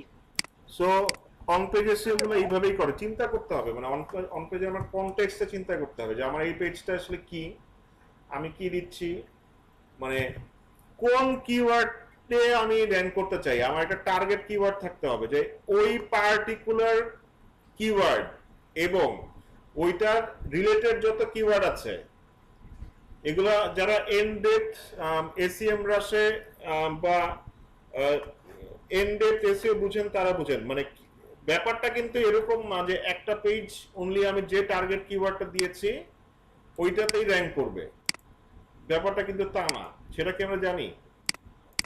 জি স্যার। একটা কিওয়ার্ড মানে একটা পেজ কিন্তু 1 লাখ কিওয়ার্ডের জন্য আপনার র্যাঙ্কে আসতে পারে। 1 লাখ কিওয়ার্ড কি, যেটা হচ্ছে কি এই পেজের সাথে রিলেটেড বা এই প্রোডাক্টগুলোর সাথে রিলেটেড। ধরেন কেউ best car best vehicle for sale in Bangladesh লিখে সার্চ করলে আসতে পারে, বেস্ট টয়োটা কার লিখে সার্চ করলে আসতে পারে, বেস্ট এই যে টাটা ট্রাক এইটা লিখে সার্চ করলে আসতে পারে, এরকম হাজার হাজার কিওয়ার্ড থাকতে পারে। সো এইটাই হচ্ছে কি, মানে ওই যে বলে যে লং টেল ইউজ করতে, লং টেল কিওয়ার্ড ইউজ করতে। সো লং টেল কিওয়ার্ড আমরা দেখি যে সার্চ ভলিউম মাত্র 50, আমরা নাক শিটকাই যে 50, এই সার্চ ভলিউম মাত্র 50, এই 50 জন ভিজিটর দিয়ে কি করব, বা 100। কিন্তু এখানে কিন্তু এখানে 50 জন আর 50 জনই আমার কাছে আসবে যদি আমি এটা সুন্দরভাবে অপটিমাইজ করি। হ্যাঁ, এইটা একটা কথা, মানে 50 জনের 50 বা 30 জনই আসলো, তাদেরকেই মানে মানে লং টেইল কিওয়ার্ড ইউজ করার সুবিধা হচ্ছে কি, মানে এর জন্যই বলে যে আপনারা সবসময় লং টেইল কিওয়ার্ড ইউজ করেন, লং টেইল ইউজ করেন, কম্পিটিশন কম, হ্যান কম, ত্যান কম, সবই বুঝলাম, but what is the logic basically? So logic basically হচ্ছে কি, first of all long tail কিওয়ার্ডে আপনার যতই সার্চ ভলিউম কম থাকুক না কেন, এইটা আপনার মাথায় রাখতে হবে যে আমার ওই 50 জনকে মানে ওই লং টেল লিখে যারা সার্চ করে পার্টিকুলারলি আমার প্রোডাক্টটাই খুঁজতেছে, রাইট? সো দ্যাটস ওয়াই হচ্ছে কি পুরো এত বড় একটা মানে যত বড় কিওয়ার্ড হয় তত হচ্ছে কি আপনার সাবজেক্টটা স্পেসিফিক হয়, যত ছোট কিওয়ার্ড হয় সাবজেক্টটা স্পেসিফিক হয় না। যেমন ধরেন কার, এটা কোন কার, মানে কোন ব্র্যান্ড, আসলে কি এটা টয় কার কিনা, বাচ্চাদের গাড়ি কিনা, নাকি হচ্ছে কি নাকি ঠেলা গাড়ি, আসলে কোন গাড়ি, এটা কিন্তু আসলে বুঝা মানে মুশকিল। কিন্তু যদি ধরেন কেউ লেখে যে টয়োটা এলিয়ান প্রাইস ইন বা Toyota alien 215 price in Bangladesh, এটা হচ্ছে গিয়ে একটা ফার্স্ট অফ অল অনেক বড় একটা কিওয়ার্ড এবং অনেক স্পেসিফিক। এই কিওয়ার্ডটা সার্চ ভলিউম যদি আপনার 50 জনে থাকে তাহলে কি মানে 50 জনই বা 30 জনই, অ্যাটলিস্ট 30 জন হলেও আপনার সাইটে আসবে। তাছাড়া স্যার এই 30 জন আসার ফলে তারা যে রিড করতেছে বেশি বেশি ওয়েবসাইটে, এটার ফলেও তো আমার এই মানে এটা র‍্যাঙ্ক করবে, পেজটা র‍্যাঙ্ক করবে। হ্যাঁ, পেজটা তাহলে কি ওই যে এটাকে বলা হচ্ছে ভাইরাল হওয়া বলে, মানে পেজটা র্যাঙ্কে আসবে, প্লাস হচ্ছে গিয়ে আপনার ওইটার রিলেটেড আরো দেখবেন যে অনেক কিওয়ার্ডে র্যাঙ্কে চলে আসে, তখন আলটিমেটলি ওই 50 জন না, মানে যেটা সার্চ ভলিউম ছিল যে কিওয়ার্ডটা দিয়েছেন, মানে অনেক কিওয়ার্ডে র্যাঙ্ক করার ফলে কি হবে, আলটিমেটলি আপনার ওই পেজের জন্য ট্রাফিক প্রচুর বেড়ে যাবে।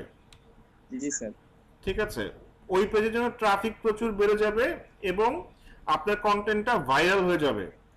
সার্চ ইঞ্জিনেও কিন্তু মানে আমরা নর্মালি চিন্তা করি যে সার্চ ইঞ্জিন মানে অনেক স্ট্যাটিক, সার্চ ইঞ্জিন কিন্তু মানে একদমই স্ট্যাটিক না। স্ট্যাটিক মানে বুঝাচ্ছি স্থির, এটা দেখে মনে হয় এটা অনেক স্থির, কিন্তু ব্যাপারটা আসলেই একদমই স্থির না, এটা অনেক অনেক ডাইনামিক। যারা হচ্ছে কি এসইও করে বা ডেইলি সার্চ ইঞ্জিন, আপনার এই ধরেন এই কিওয়ার্ডটাই, মানে আমার কথা যদি বিশ্বাস না হয়, এই কিওয়ার্ডটা আজ এই যে একটু পরে একবার সার্চ করেন, সকালে একবার সার্চ করেন, বিকালে একবার সার্চ করেন, রাত্রে একবার সার্চ করেন, দেখবেন যে এইটার রেজাল্ট আপনার ক্ষণে ক্ষণে কি হচ্ছে, চেঞ্জ হচ্ছে, অনেক নতুন কিছু আসতেছে, আগের যেগুলো ছিল পাবেন না, চলে যাবে।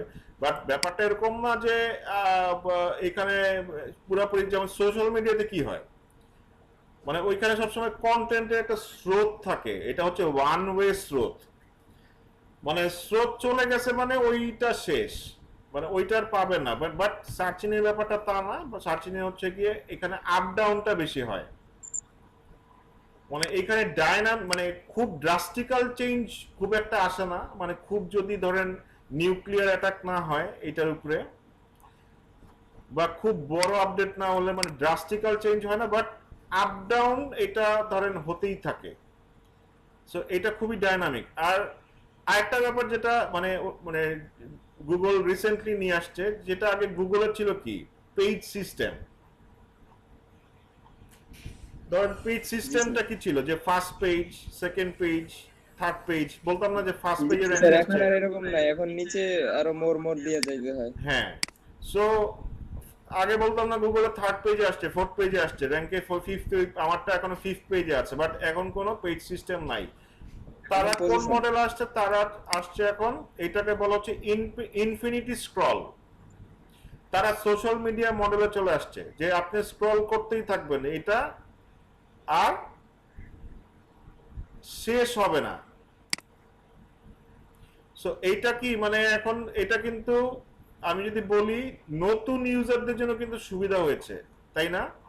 আগে যেমন বলতাম যে ফার্স্ট পেজ, সেকেন্ড পেজ, বাপরে বাপ, ধরেন ফিফথ, আমার কন্টেন্ট কোথায় আছে, ফিফথ পেজে আছে, কেউ যাই না ওইখানে। বাট ইনফিনিটি স্ক্রল মডেল আনার ফলে যেটা হয়েছে, এখন সবাই ফার্স্ট পেজে, এখন সবাই একটা পেজেই।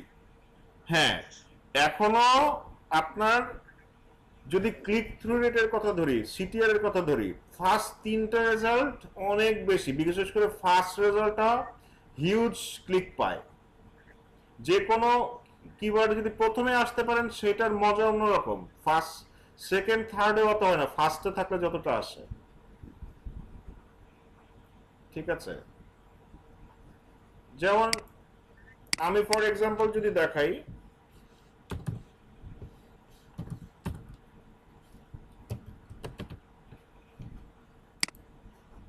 Toyota crown price in Bangladesh, এইটা হচ্ছে কি আমার সাইট। ঠিক আছে, 1 নাম্বার আসে। এরকম অনেক কিওয়ার্ডে আমার সাইট 1 নম্বরে র্যাঙ্ক করে এবং স্নিপেট আকারে দেখাচ্ছে। ঠিক আছে, এটা কিন্তু অনেক বড় একটা ব্যাপার, মানে বিক্রয় টিক্রয় আমার পরে আসে, মানে সব অনেক কিওয়ার্ডে। সো এইটার প্রমাণ আমি দেখাই আপনাদের যে এইটা আসলে 1 নম্বরে থাকার ফলে কতটা ক্লিক পায়। এটা হচ্ছে গিয়ে আমার সব থেকে ট্রাফিক জেনারেটিং পেজ। 1 নম্বর, 2 নম্বর, 3 নম্বর থাকলেও এত মানে অত ক্লিক আসে না। সো এসইওতে হচ্ছে এই জিনিসগুলোই মজার।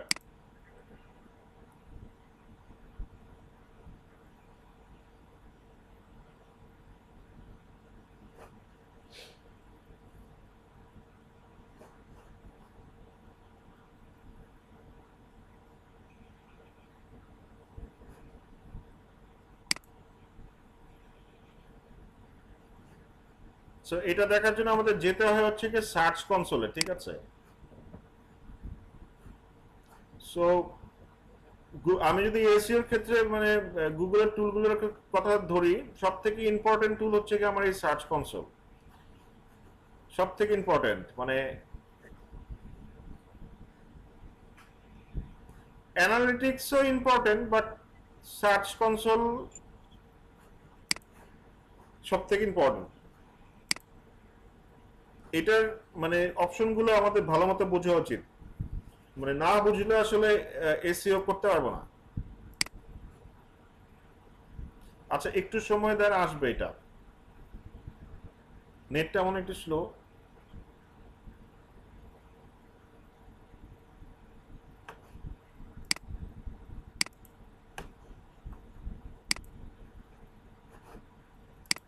আচ্ছা, তারপরে যদি দেখি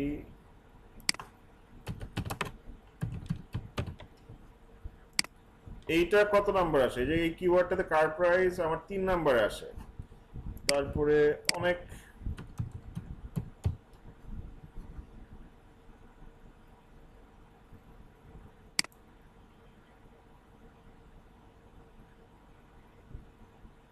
তিন নম্বরে। আচ্ছা, সো 1 নম্বরে থাকার 3 নম্বরে থাকার মধ্যে পার্থক্য দেখেন।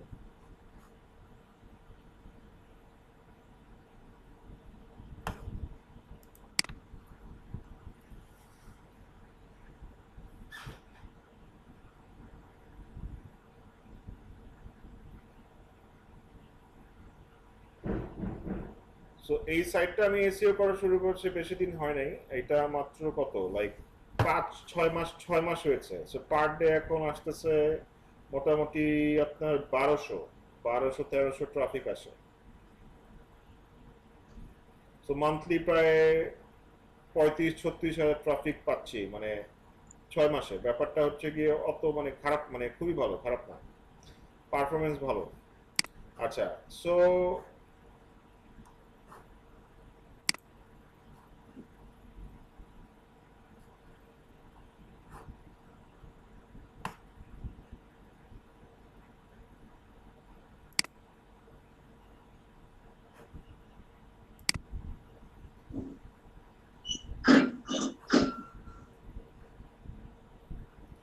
এই দেখেন, এই যে এই Toyota crown price in Bangladesh সব থেকে বেশি ক্লিক পায় 1 নম্বরে যদি থাকে। তারপরে কি 3 নম্বরে কি আছে, কার প্রাইস ইন বাংলাদেশ, এইটা আছে সেকেন্ডে।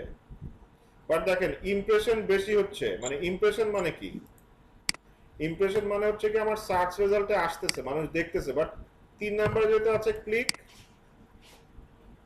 কম করতেছে। কিন্তু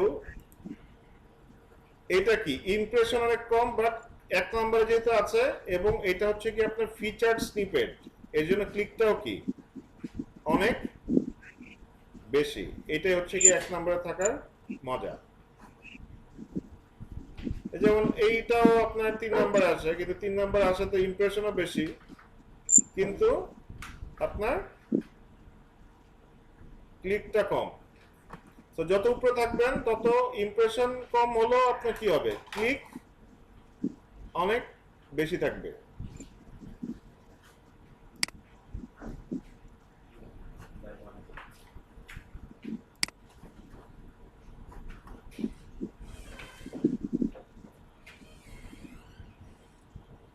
আমি যখন নতুন শুরু করেছি আমার সাইটে জিরো ট্রাফিক ছিল, ঠিক আছে।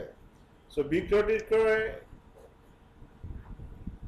বিক্রয় অনেক মানে ডোমিনেট করতো, মানে 1 নাম্বার 2 নাম্বার 3 নাম্বারে আসতো। তারপরে এই যে এই সাইটটা অনেক ভালো একটা সাইট, কার থিওরি, এই যে গাড়ি বাজার বিক্রয়, মানে বাট আল্লাহর রহমতে ওদের প্রত্যেককে আউটর্যাঙ্ক করতে পেরেছি প্রত্যেকটা কিওয়ার্ডে, মানে কার রিলেটেড যত কিওয়ার্ড আছে ওদের আমি আউটর্যাঙ্ক করতে পেরেছি।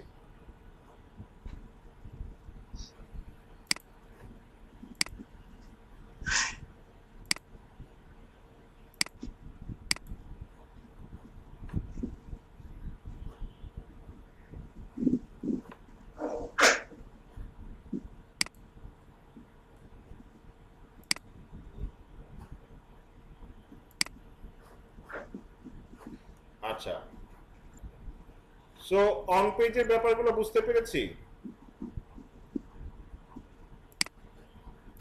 যে অন পেজে আসলে কি কি করতে হবে। জি স্যার। স্যার অফ পেজের থেকে কি অন পেজ বেশি যে বেশি পাওয়ারফুল? মানে অফ পেজে থেকে অন পেজ বেশি পাওয়ারফুল কিনা? হ্যাঁ। আচ্ছা, মানে দুইটা, মানে অন পেজটা অবশ্যই মানে সবথেকে বেশি ইম্পর্টেন্ট, মানে অফ পেজ তো পরে আসবে। আপনার সাইটটা যদি ফার্স্টেই মানে দেখতেই ভালো না হয়, অপটিমাইজ না থাকে, অফ পেজ তো পরে, আগে হচ্ছে কি অন পেজ। আর মানে ফ্র্যাঙ্কলি স্পিকিং যদি আমি ট্রুথ বলি, এখন ব্যাকলিংকের গুরুত্ব অনেকটাই কমে গেছে। ব্যাকলিং ছাড়াও অনেক সাইট একদম টপে র্যাঙ্ক করানো পসিবল, ঠিক আছে। মানে ব্যাকলিং কি, ব্যাকলিংক আসলে কি, ব্যাকলিংক কিন্তু মনে ম্যানিপুলেট করার জন্য সবথেকে ভালো জায়গা, আমি চাইলে ম্যানিপুলেট করতে জি পারি। জি স্যার। সো মানে এটার গুরুত্ব মানে গুগল দিনকে দিন কমিয়ে দিচ্ছে। এবং ইএটি নিয়ে এখন হচ্ছে কি ইএটির খেলা, ইএটি নিয়ে যে যত ভালো করতে পারবে।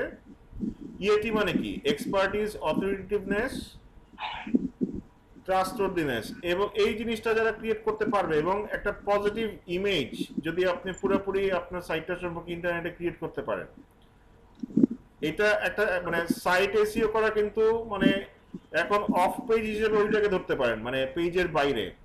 অফ পেজের এসইও মধ্যে কিন্তু আপনার লিংক, খালি লিংক বিল্ডিং করা না বা ব্যাকলিংক করা না, এটা খালি আপনার অফ পেজ এসইও না। মানে অফ পেজ এসইও হচ্ছে কি, আপনি আপনার একটা ধরেন ইউটিউব চ্যানেল আছে, ইউটিউব চ্যানেলে আপনি রেগুলার ভিডিও দিচ্ছেন, সেটা আপনার অফ পেজ এসইও। আপনি ধরেন একটা পেজ আছে, পেজে রেগুলার কন্টেন্ট আপডেট করছে এবং ওই কন্টেন্টগুলো পপুলার হচ্ছে, ভালো করছে, ওগুলাও কিন্তু আপনার অফ পেজ এসইওর মধ্যে পড়ে। অফ পেজ এসইওর মধ্যে কিভাবে পড়ে, ওগুলো আপনার ইএটি বাড়ায়, মানে আপনার ক্রেডিবিলিটি বাড়ায়। আপনার যখন সাইটটা ম্যানুয়ালি চেক করা হয়, আমি কি বলেছি, আমি কিন্তু গুগলের একজন রেটার। সো ওই আমি কিন্তু ওই রেটিং গুলা করি, মানে এই সাইট, একটা সাইট যখন পাই, ওই সাইটটার ধরেন আমার সাইটটার নাম হচ্ছে গাড়িবাড়ি.com। এখন এই গাড়িবাড়ি.com গাড়িবাড়ি লেখে সার্চ করলে গুগলে কি আসে, এই জিনিসগুলো আমরা দেখি, মানে রেপুটেশন চেক করি। যেমন এখানে কি আছে, ফিচার একটা, এই যে মাই বিজনেস থেকে আসতেছে গাড়ি বাড়ি, আমরা দেখি যে গাড়ি বাড়ির চ্যানেলগুলো সবকিছু মানে এগুলোর মানে রেপুটেশন কেমন, মানে ফেসবুক পেজ, তারপরে হচ্ছে গিয়ে ইউটিউব, অ্যাকচুয়ালি হচ্ছে তারা কতটুকু ক্রেডিবল। তারপরে আরো দেখি হচ্ছে গিয়ে তাদের মানে কোনো অ্যাওয়ার্ড অ্যাচিভমেন্ট গুলো কি কি, বা কোনো তারা কি কোনো কিছু মেম্বার আছে কিনা। সো এরকম যত কিছু তো হবে, যেমন গাড়ি বাড়ি কি ই ক্যাবের member, e commerce association of Bangladesh. So এটাও কিন্তু একটা ট্রাস্টওয়ার্দিনেস ক্রিয়েট করে। এই যে আমার কোম্পানিটা হচ্ছে গিয়ে মানে আমার কোম্পানিটা হচ্ছে গিয়ে এই ই কমার্স অ্যাসোসিয়েশনের অফ বাংলাদেশের একজন একটি রেজিস্টার্ড মেম্বার, ঠিক আছে। সো এরপর আবার কি আছে, মানে গাড়ি বাড়ি নিয়ে মানে কোনো আপনার এগুলো আমরা চেক করি, এগুলাকে বলা হচ্ছে আপনার অনলাইন রেপুটেশন ম্যানেজমেন্ট, ঠিক আছে। তারপর দেখেন এইটাকে নিয়ে কি, এই যে বিজনেস স্ট্যান্ডার্ডে একটা পত্রিকাতে মানে বিজনেস স্ট্যান্ডার্ডে একটা আর্টিকেল পাবলিশ হয়েছে,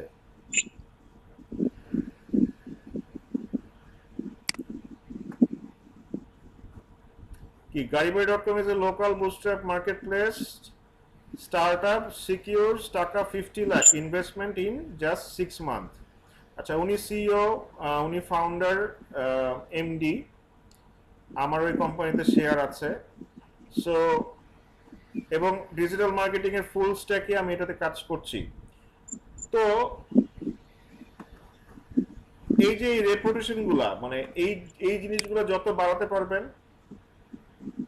তত হচ্ছে কি এটা আপনার অফ পেজ এসইও কাজ করবে। এখন ব্যাকলিংকটাই একমাত্র রেপুটেশন বাড়ানোর উপায় না, এছাড়া প্রচুর উপায় আছে, যেমন ইউটিউবে ভিডিও দেন, পত্রিকায় প্রেস রিলিজ দেওয়ার চেষ্টা করেন, মানে ওভারঅল পুরোপুরি একটা পজিটিভ ইমেজ ক্রিয়েট করার চেষ্টা করা, যাতে কি হয় মানে ম্যানুয়ালি যখন গুগল সাইটটা চেক করবে তখন যাতে আপনার রেপুটেশন গুলো তার চোখে পড়ে। উইকিপিডিয়াতে প্রোফাইল দিতে পারেন, আরো যত জায়গায় প্রোফাইল দেওয়া যায়, বা পেইড মেম্বারশিপ নিতে পারেন, মানে যত ভাবে আপনার সাইটটা রেপুটেশন ট্রাস্টওয়ার্দিনেস ক্রিয়েট করা যায়। সো এখন অন পেজটা অনেক ইম্পর্টেন্ট, প্লাস হচ্ছে গিয়ে এই ইএটিটা অনেক বেশি ইম্পর্টেন্ট, ঠিক আছে। অফ পেজটা স্যার এখন অনেকটা মানে এরকম হয়ে গেছে যে নিজের সাইট চালানোর জন্য অন্যের সাহায্য নেওয়া, মানে ওই যে ব্যাকলিং টেকনিক করা, গেস্ট পোস্ট করা, এগুলো আস্তে আস্তে গুগল বাদ দিয়ে দিচ্ছে, যা মনে হচ্ছে যে এখন নিজের হ্যাঁ কন্টেন্টটা বেশি ট্রাস্টেড হয়ে হ্যাঁ, এইগুলো হচ্ছে প্রায়োরিটি থেকে মানে হ্যাঁ হ্যাঁ অনেক কমিয়ে দিয়েছে, অনেক কমিয়ে দিয়েছে। যারা কাজ আপনি মানে কাজ করতেছেন অলরেডি, মানে জানেন। জি জি স্যার, অন পেজের কাজ করতেছি আমি অনেক জায়গায়।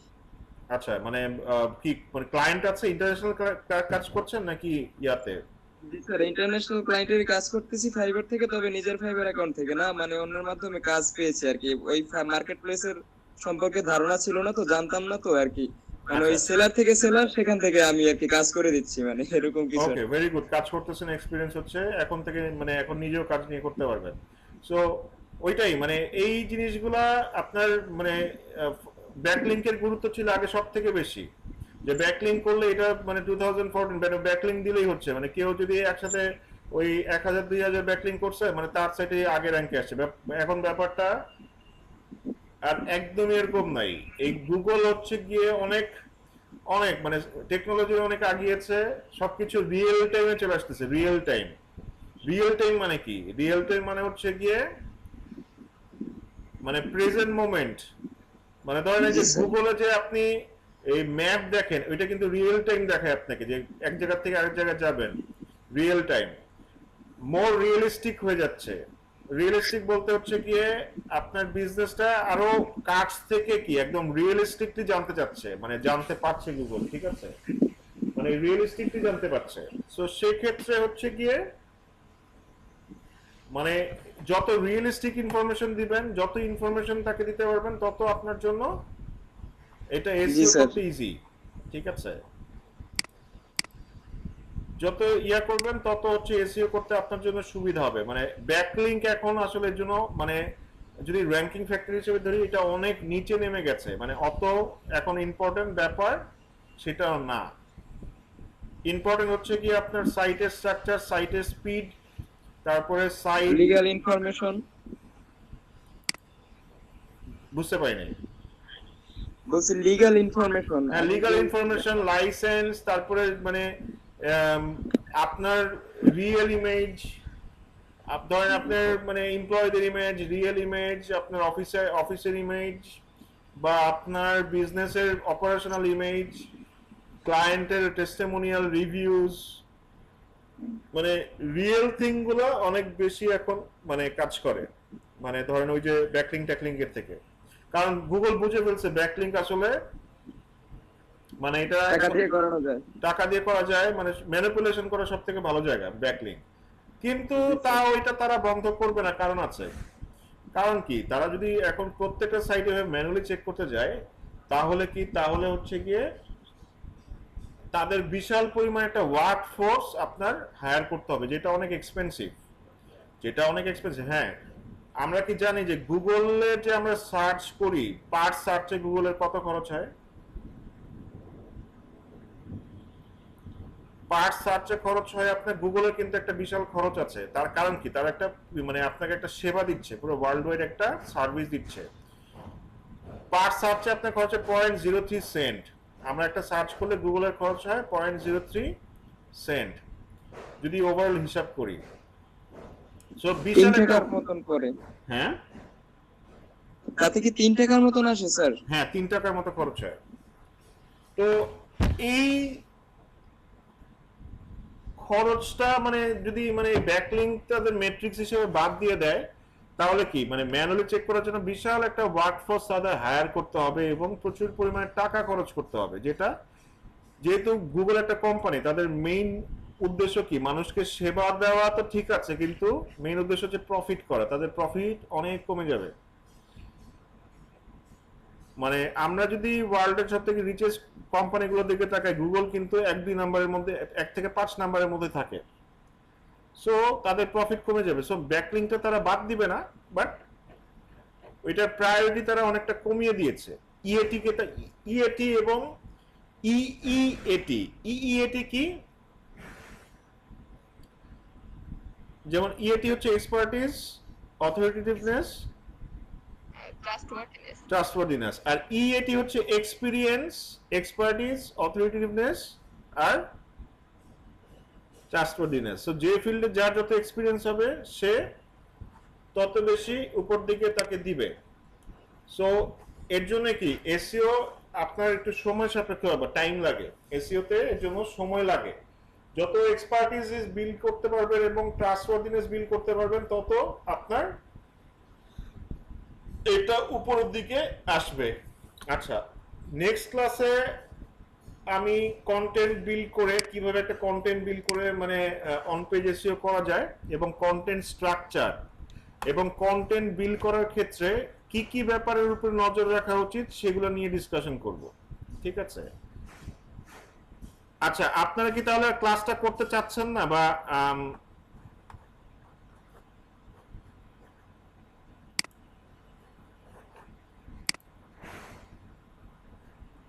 তাহলে কি আমি বলবো এটা?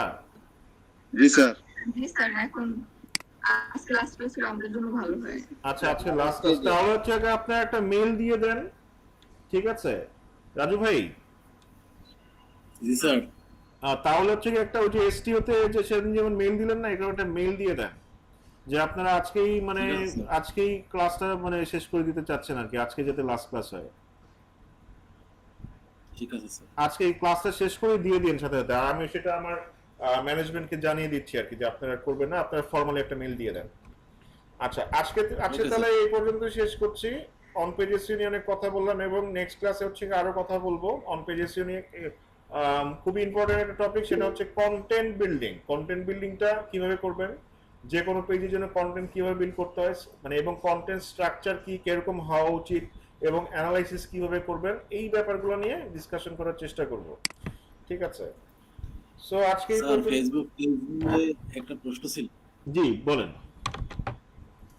একটা ফেসবুক পেজ অনেকদিন চলছে, হঠাৎ করে এখন অ্যাড রান করতে যাওয়ার পরে দেখা যাচ্ছে যে পেজ নট পাবলিশ, আর ইউজার নেম সেট করে পাশে মানে অ্যাড্রেসের সাথে ইউজার নেম দিয়ে সার্চ করলেও এটা আসে না পেজটা। আচ্ছা, পেজ ডিলিট হয়ে গেছে? হ্যাঁ, পেজটা এমনিতে আছে, ভিতর থেকে আছে সবকিছুই, বাট অন্য কেউ দেখতে পাচ্ছে না। আচ্ছা, তাহলে ফেসবুক পেজটা মানে ফার্স্ট অফ অল হচ্ছে গিয়ে এটা কি আনপাবলিশ করা হয়েছে কিনা? স্যার, এটা হইতে পারে, বাট সেটিংটা আসলে কোথায় খুঁজে পাচ্ছি না যে publish আচ্ছা, বা সেটিংসে unpublish গিয়ে করা। আপনি ইয়াতে প্রাইভেসি সেটিংসে দেখেন, ওইখান থেকে পেজ ফার্স্টে যাবেন হচ্ছে গিয়ে নিউ পেজ এক্সপিরিয়েন্স। ঠিক আছে? এই যে এইখানে আমি সেটিংসে দেখাই দিই।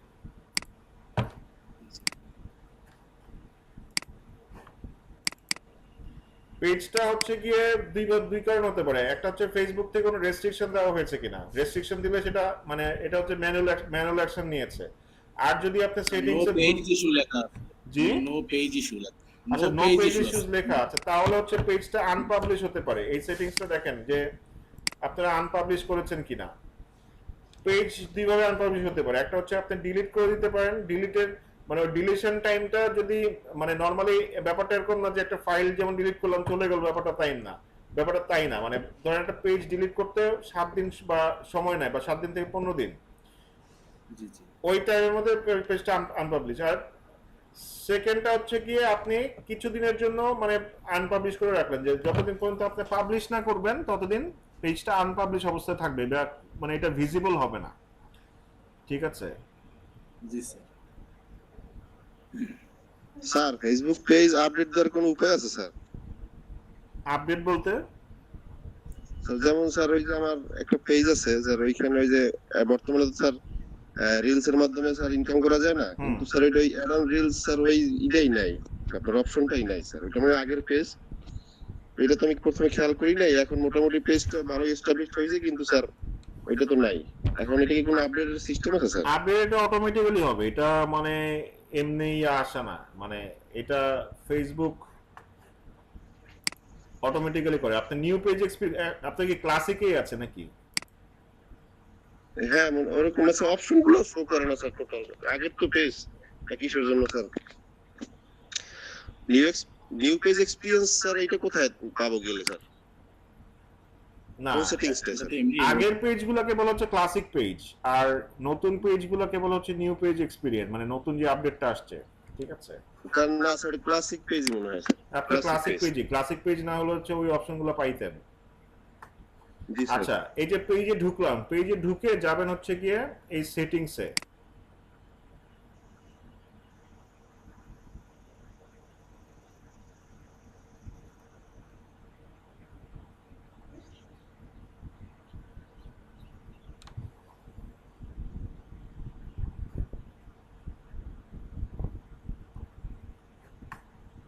স্যার এই লেআউট চেঞ্জ হয়ে গেছে মনে হয় গতকাল। তাই তো দেখতেছি। সবকিছু নতুন আসছে তো স্যার, এই জন্য আমি নামাজ খুঁজে পড়ার পাচ্ছি না। আলহামদুলিল্লাহ। হ্যাঁ, মানে ওরা তো দুই দিন পর পর খালি চেঞ্জ করে, কি কি যে করে, মানে মাঝে মধ্যে মেজাজ খারাপ করে ফেলে। আজকেও চেঞ্জ করছে মনে হয়। স্যার গতকাল রাত্রে দেখলাম অনেক কিছু আপডেট হয়ে গেছে। মানে খুবই বিরক্তিকর, মানে ফেসবুক কোনো কিছু একটা মানে ফিক্স রাখে না।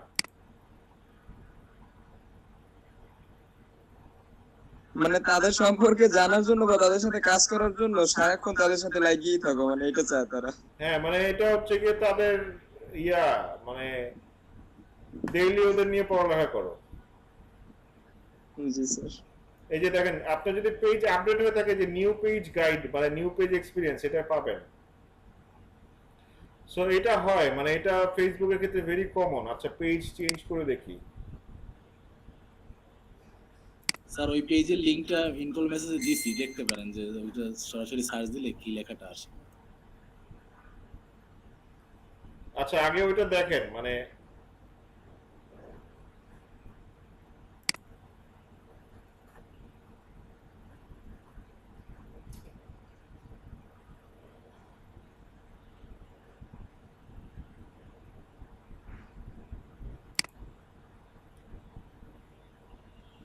আর এই সকল পেজই মোটামুটি অনেক ভালো লাইক পেজ করা।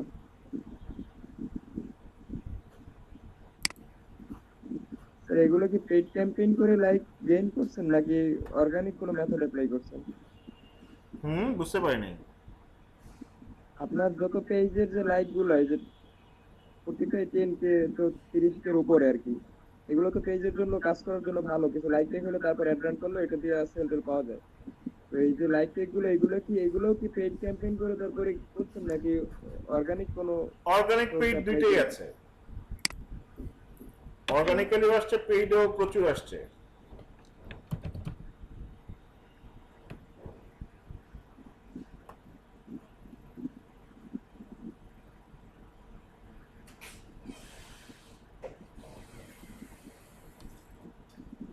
কি হচ্ছে?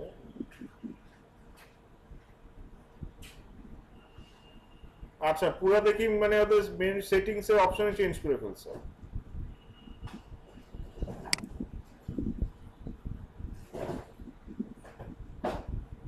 এরকম ক্লাসের ভিতরে একটা জিনিস দেখাইলো যে সবকিছু এই যে দেখেন এই যে সেটিংস এন্ড মানে এই যে এটা মানে ডিঅ্যাক্টিভেট করছেন কিনা, এই যে this can be temporary, the page is disable and your name and photos will be remove from most thing you have share, deactivate করে দিছেন কিনা এটা দেখেন। না স্যার, এটাতে পেজের ভিতর থেকে আমি এরকম সবকিছু দেখতে পারি, বাট মানুষজন সার্চ করলে আর আসে না। আচ্ছা, এই ডিঅ্যাক্টিভেট মানে টেম্পোরারি আনপাবলিশ করলেও মানে এটা ওইগুলা করছেন কিনা দেখেন। স্যার এইটা যদি আনপাবলিশ করা হয় তাহলে তো আমার পেজে যদি আমি করি তাহলে তো আমি নিজেও ঢুকতে পারবো না পেজ, এরকম তো না? না, নিজে পারবেন, মানুষ পারবে না। ওই অপশনটা তো আগে ছিল, মানে পাবলিশ আনপাবলিশ একটা অপশনই ছিল আগে, হ্যাঁ হ্যাঁ যে হ্যাঁ ওইটা থাকে, বাট ওইটাতে এখন খুঁজেই পাচ্ছি না যে কোথায় ঢুকলো। হ্যাঁ, এখন তো দেখতেছি পুরোপুরি মানে মানে এখন তো এই যে নিউ পেজ এক্সপিরিয়েন্স ছিল, এখন পুরোপুরি চেঞ্জ করে ফেলছে। এই অপশনগুলো আমার আগে ফার্স্টে বোঝা লাগবে কোথায় কোনটা আছে, মানে 2 দিন পর পর খালি চেঞ্জ করে মানে ছড়ায়। বিলকুল ভাই, আপনি হচ্ছে কি ওই ওই ব্যাপারটার উপরে একটু ইউটিউবে রিসার্চ করলে বা গুগলে যে আসলে নতুন ইউটিউবে কেমন রিসার্চ করবে, পেজে তো আপডেট আসলো আচ্ছা, হ্যাঁ, এরকম মানুষ আপডেট আছে। হবে আপডেট মানে এটা সবার একসাথে হয় না। ফেসবুক এটা মানে আপডেট এখনো হয় নাই কেন, এটাই হচ্ছে কোশ্চেন, বাট এতদিনে হয়ে যাওয়ার কথা ছিল। ঠিক আছে, আপডেট স্যার প্রবলেম কি ওইটাই স্যার, ওই লিংকটা একটু ক্লিক করে যদি দেখতেন যে এই লেখাটা পড়ে আসলে ওইটাই কি প্রবলেম বোঝা যাচ্ছে নাকি? ইনকল মেসেজে আছে, আমি পাঠাইছি লিংকটা।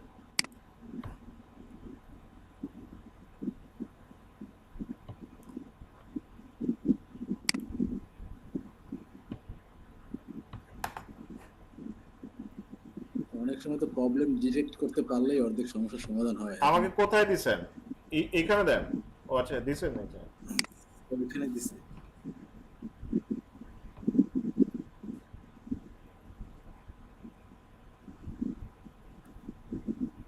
সেই হলো অবস্থা। স্যার এইটা দেখে একটা জিনিস মনে পড়লো আমাকে, বর্তমানে যে ক্লায়েন্ট আর সোশ্যাল মিডিয়ার যে দিয়ে দিচ্ছে, অর্থাৎ ওই কন্টেন্টের সাথে দেওয়ার জন্য ইনস্টাগ্রাম, ফেসবুক, তারপরে ওয়েবসাইট, এগুলা ক্লায়েন্ট দিয়ে দেয় জিমেইলে। তো এইগুলার যে আমাকে যে ফেসবুকে লিংক গুলো দিয়ে দিছে ওইগুলার ভিতরে ঢুকলো আমার এরকম আসে স্যার। আমি আর দেখি নাকি যে আমি ডিরেক্ট লিংক যেটা দিয়ে দিছে অ্যাড করে দিই। পরেরটা সলভ করছেন কি হবে? বলতে এই ওনার যে এই ফেসবুকের যে এটা তো আর আমার কাছে নাই, এটার তো অ্যাক্সেস আমার কাছে নাই। উনি শুধু আমাকে ওই যেই মনে করেন একটা রেস্টুরেন্ট সম্পর্কে বর্ণনা, তো ওইটার যে personal Facebook page, Instagram page, এটাও লিংক আপ করাই দিতে বলে, আর লিংকটা উনি দিয়ে দেয় আমাকে মেলে। তো এই লিংকটা যে আমি দিব, এটা আমি নিজে একবার ঢুকে দেখি যে লিংকের ভিতরে কি আছে, ঢুকে দেখি যে এরকম আছে আমার সামনে, এইমাত্র আপনার সামনে ডিসপ্লে যে এরকম আছে। আচ্ছা, পরে ঢুকতে পারেন নাই? না না, ঢুকতে পারিনি। আমি ওইটাকে ওইভাবে দিয়ে দিছি, কারণ যেহেতু ক্লায়েন্ট বলছে দিয়ে দিতে, এইটাকে দিয়ে দাও, আমি এইটাকে দিয়ে দিছি। বা এই ব্যাপারে কথাও বলি নাই যে তুমি যে লিংক দিছো এই লিংকের ভিতরে তো কিছু নাই। কিন্তু এটা তো আসলে আমি যতটুকু জানি অন পেজের জন্য খুব মানে খারাপ, ব্যাড এক্সপিরিয়েন্স। কারণ এটা যখন মানুষ ঢুকবে ফেসবুকে ঢোকার জন্য, তখন যখন এরকম পাবে, তখন যদি বের হয়ে যায় কন্টেন্ট থেকে, তাহলে তো সার্চ ইঞ্জিন থেকে একটা ব্যাড এক্সপিরিয়েন্স হবে। হ্যাঁ হ্যাঁ হ্যাঁ, না এইটা মেবি হচ্ছে তাহলে আপনার সেটিংসে কোনো সমস্যা হচ্ছে বা ডিলিট করে দিয়েছেন, বা when this happens is usually because owner আপনি যেটা ওই যে এটা হয়তো আপনি ফার্স্ট অফ অল প্রাইভেট করে দিতে পারেন, ঠিক আছে? আর নয়তো হচ্ছে কি আপনি ওই যে আনপাবলিশ করে রাখছেন বা ডিলিটে চাপ পড়ে গেছে কিনা, এই ব্যাপারগুলো একটু দেখেন। জি স্যার, একটু ঘাটাঘাটি করতে হবে বিষয়টা। হ্যাঁ, ঘাটাঘাটি করতে হবে। আর তো দেখলাম আজকে সেটিংসই চেঞ্জ করে দিছে, মানে এটা আবার আমার মানে দেখতে হবে কোথায় কি আছে। আল্লাহই জানে। আর স্যার ওই যে ইউজার নেম দিয়ে যে সার্চ করছি স্যার, ওটা তো ঠিক আছে নাকি? facebook.com/finnaquestion? হ্যাঁ, এটা ঠিক আছে, এটা ঠিক আছে। স্যার আমার মনে হচ্ছে কি এটা হচ্ছে যে অধিকাংশ মানুষের পেজ এখন এরকম হচ্ছে। আমি তো এই বড় বড় মানুষের রেস্টুরেন্টের পেজ দিয়ে দিচ্ছি, তারা ঠিকই দেখতে পাচ্ছে, কিন্তু আবার এটা মানে গ্লিচও হইতে পারে, ঠিক আছে? গ্লিচ বলতে হচ্ছে কি দেখা যাবে যে আপনার পেজটা টেম্পোরারি এরকম হয়েছে, কয়েকদিন পর ঠিক হয়ে যাবে। এগুলোর কারণে কোনো বাগটা সৃষ্টি হয়েছে কিনা যাদের সেটিংস ওইসব ক্ষেত্রে কিছু করার নাই, কিন্তু আপনার যদি মানে দেখেন সেটিংসে চেঞ্জ আসছে কিনা, আর যদি গ্লিচ থাকে এটা অটোমেটিকলি ঠিক হবে। আর সেই ক্ষেত্রে সাপোর্টের কথা বলতে পারেন যে আমার সমস্যাটা কি, মানে সাপোর্টের কথা বললে এগুলা অটোমেটিক্যালি ইয়া করে দিবে, বলে দিবে। আচ্ছা স্যার, সাপোর্টের কথা বলবো মেটার সাথে। হ্যাঁ সাপোর্টে, মানে যদি ওই পেজ থেকে কখনো অ্যাড ডাউন করে থাকেন তাহলে সাপোর্টে কথা বলতে পারবেন। অ্যাড তো রান করা হয় না, রান করতে যেই এই প্রবলেমটা আসলে দেখা দিচ্ছে। আচ্ছা, বিজনেস ম্যানেজার থেকে কখনো, মানে যে বিজনেস ম্যানেজার অ্যাড করা আছে সেই বিজনেস ম্যানেজার কখনো অ্যাড ডাউন করেছেন? জি স্যার, এই বিজনেস ম্যানেজার। তাহলে সাপোর্টে কথা বলতে পারবেন, সাপোর্টে কথা বলেন। ঠিক আছে স্যার। এই যে হেল্প সেন্টারে গিয়ে সাপোর্টে কথা বলেন। আচ্ছা তাহলে রাজু ভাই মেইল করে দিয়েন, ভুলে যান না, মেইল করে আমি দিয়েন। একটু পরেই করে দিচ্ছি। হ্যাঁ ক্লাসটা শেষ করে মেইলটা করে দিয়েন, তাহলে আমি আজকে বলে দিচ্ছি যে আজকে থেকে ক্লাস, মানে আজকে লাস্ট ক্লাস, মানে ঈদের আগে। Okay sir. আর স্যার বন্ধ 14 তারিখ পর্যন্ত থাকবে? হ্যাঁ বন্ধ 14 তারিখ পর্যন্তই থাকবে, মানে আজকে থেকে আর কি। Okay sir.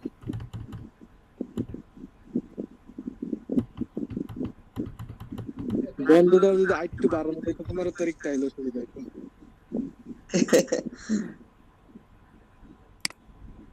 না বন্ধ বাড়াইতে পারবো না, মানে কিন্তু কেন, বন্ধ তো বাড়াই দিলাম আপনাদের, এই যে আজকে থেকে যদি বন্ধ দেন তাহলে বেড়ে গেল না। না স্যার, এত বন্ধ লাগবে না, কাজ করা যাবে স্যার।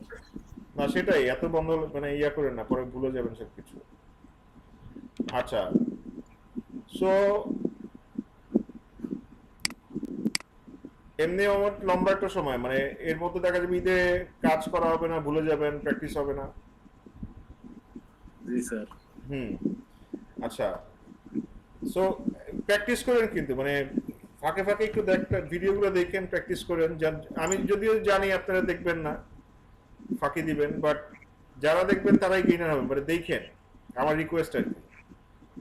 স্যার এই ভিডিওটা একটু তাড়াতাড়ি দিয়ে দিন আজকে। হ্যাঁ আমি আজকে স্যার ওই আমাদের যে লাস্ট অ্যাসাইনমেন্ট ছিল স্যার ওই ওয়েবসাইট ক্রিয়েশনের, তো আমি তো এমনিতেই অনেক ক্লায়েন্টের ওয়েবসাইট ক্রিয়েট করছি, তো আমি তার একটা ওয়েবসাইট দিয়েছি, এটা কি অ্যাসাইনমেন্ট হিসেবে গ্রহণযোগ্য হবে? হ্যাঁ হবে। স্যার আচ্ছা কাজী ওয়াসিফউদ্দিন জিদান আছেন? অ্যাটেন্ডেন্সটা কল করছি, সবাই একটু রেসপন্স করেন। কাজী ওয়াসিফউদ্দিন জিদান, এসএম সিয়াম, আনামুল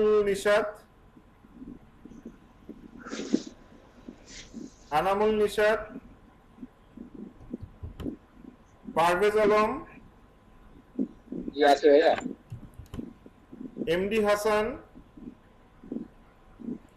হাসান, ইমতিয়াজ হাসান, আয়েশা মারবা মিম নাই, শাহরিন সুলতানা, এমডি রেজাউল করিম, তারিকুল ইসলাম সাকিব, মোহাম্মদ আল মামুন আখন।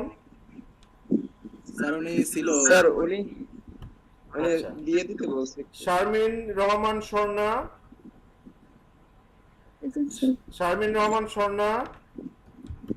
আচ্ছা স্যার। ও আচ্ছা আচ্ছা, আরমান হোসেন, শাহরিয়ার রহমান জিসান, প্রেজেন্ট স্যার। তারপর হচ্ছে MD Faisal Jamaddar, present sir. Ariful Islam Limon, Siam Khan, জি আছি। শাকিল হোসেন, জুয়েল,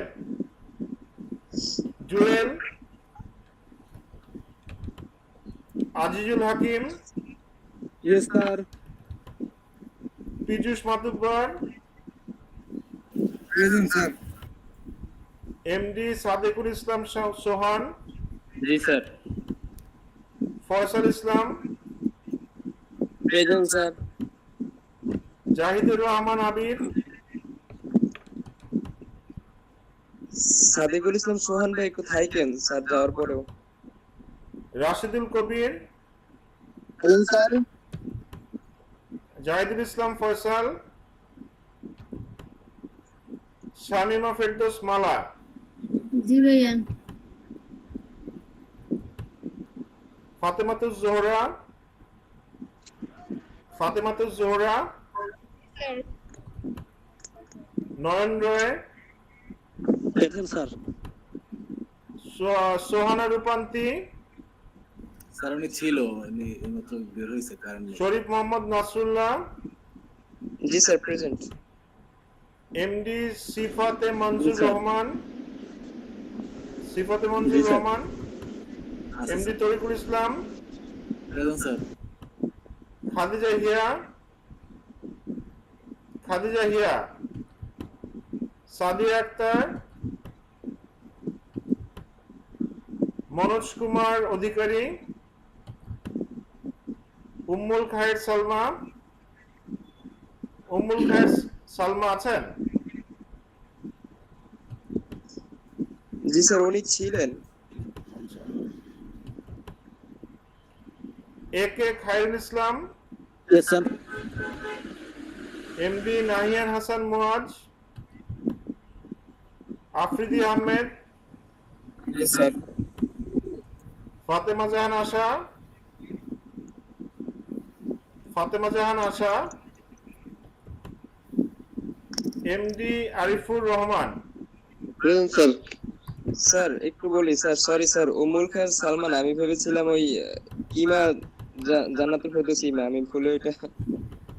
আচ্ছা, করিমা আক্তার নাই, মেহেদি হাসান নাই, জান্নাতুল ফেরদৌস ইমা আছেন? জি স্যার উনি ছিলেন। হ্যাঁ, Nabila Ferdous Shifa. Present sir. So thank you, সবাই ঈদে ভালো করে ঈদ করেন, আর হয়তো বা তাহলে ঈদের ক্লাস হচ্ছে না। সো সবাইকে ঈদ মোবারক এবং ঈদের শুভেচ্ছা জানিয়ে ঈদের পর ইনশাল্লাহ আবার কথা হবে। সবাইকে খোদা হাফেজ। আজকের ক্লাসটা আমি এখানেই শেষ করছি। হ্যাঁ, খোদা হাফেজ। আসসালামু আলাইকুম। স্যার। হ্যাঁ, ঈদ মোবারক। আসসালামু আলাইকুম। ভালো থাকবেন। জি বলেন। দোয়া রাখেন স্যার। আসসালামু আলাইকুম। জি ইনশাআল্লাহ সবাই ভালো করে ঈদ করেন। ইনশাআল্লাহ স্যার।